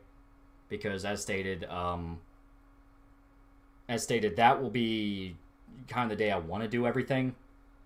As it is now with doing the Tuesday one, that was mainly a test. I wanted to see how I could make it all work. I think I'm at a point now where things are coming together. And we'll test it out on Thursday with watching some videos and see how the audio setup is working. I do have 2 questions real quick I do want to get through. Have you seen Blockbuster Buster? Fred E-Road is a great guy, but a little cringy with his FSX. I have not seen that. Yeah, because why waste some of your valuable drugs on knocking her out when he can just force the semen in her? Yeah, that'd be the idea. That would unironically be the idea. Where the WLF, they're also scrambling to stay alive, so they don't have the luxury to be nice. That's the idea. But we'll go ahead and let the music play us out. Thank you very much to everybody that enjoyed the stream. I hope you all enjoy your day and your holiday. I am working on new videos. I'm working on a new review for a certain Christmas anime that I enjoy quite a bit. So I'll go ahead and let the music play us out, and have a good one.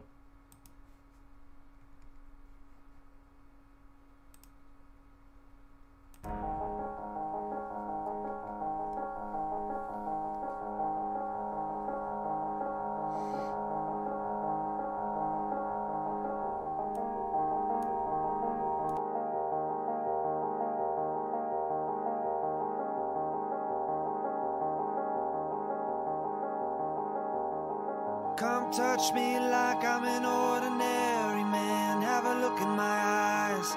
Underneath my skin there is a violence. It's got a gun in its hands. Ready to make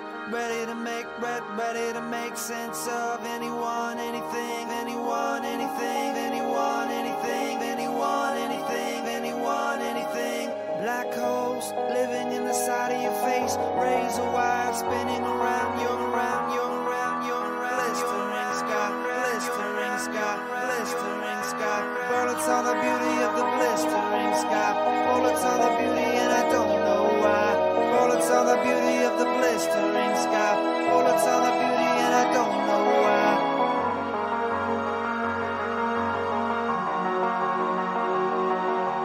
Personal responsibility, personal responsibility, personal responsibility, personal responsibility.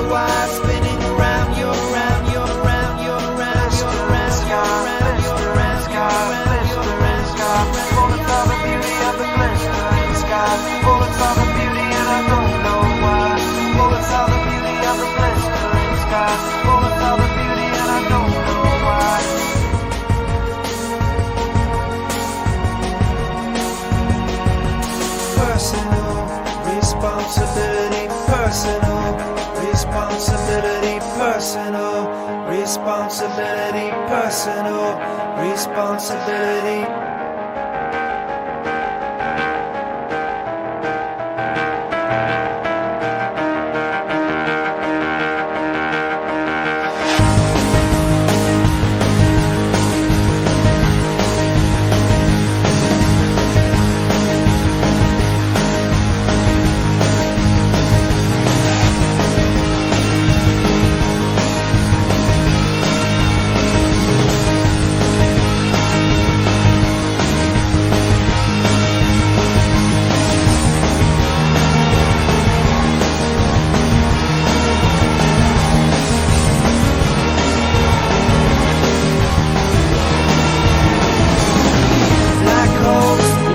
Inside of your face, razor wire spinning around you, around you, around you, around you, around you, around you, around sky, blistering sky, bullets of the beauty of the blistering sky, bullets of the beauty and I don't know why, bullets of the beauty of the blistering sky, bullets of the beauty and I don't know why.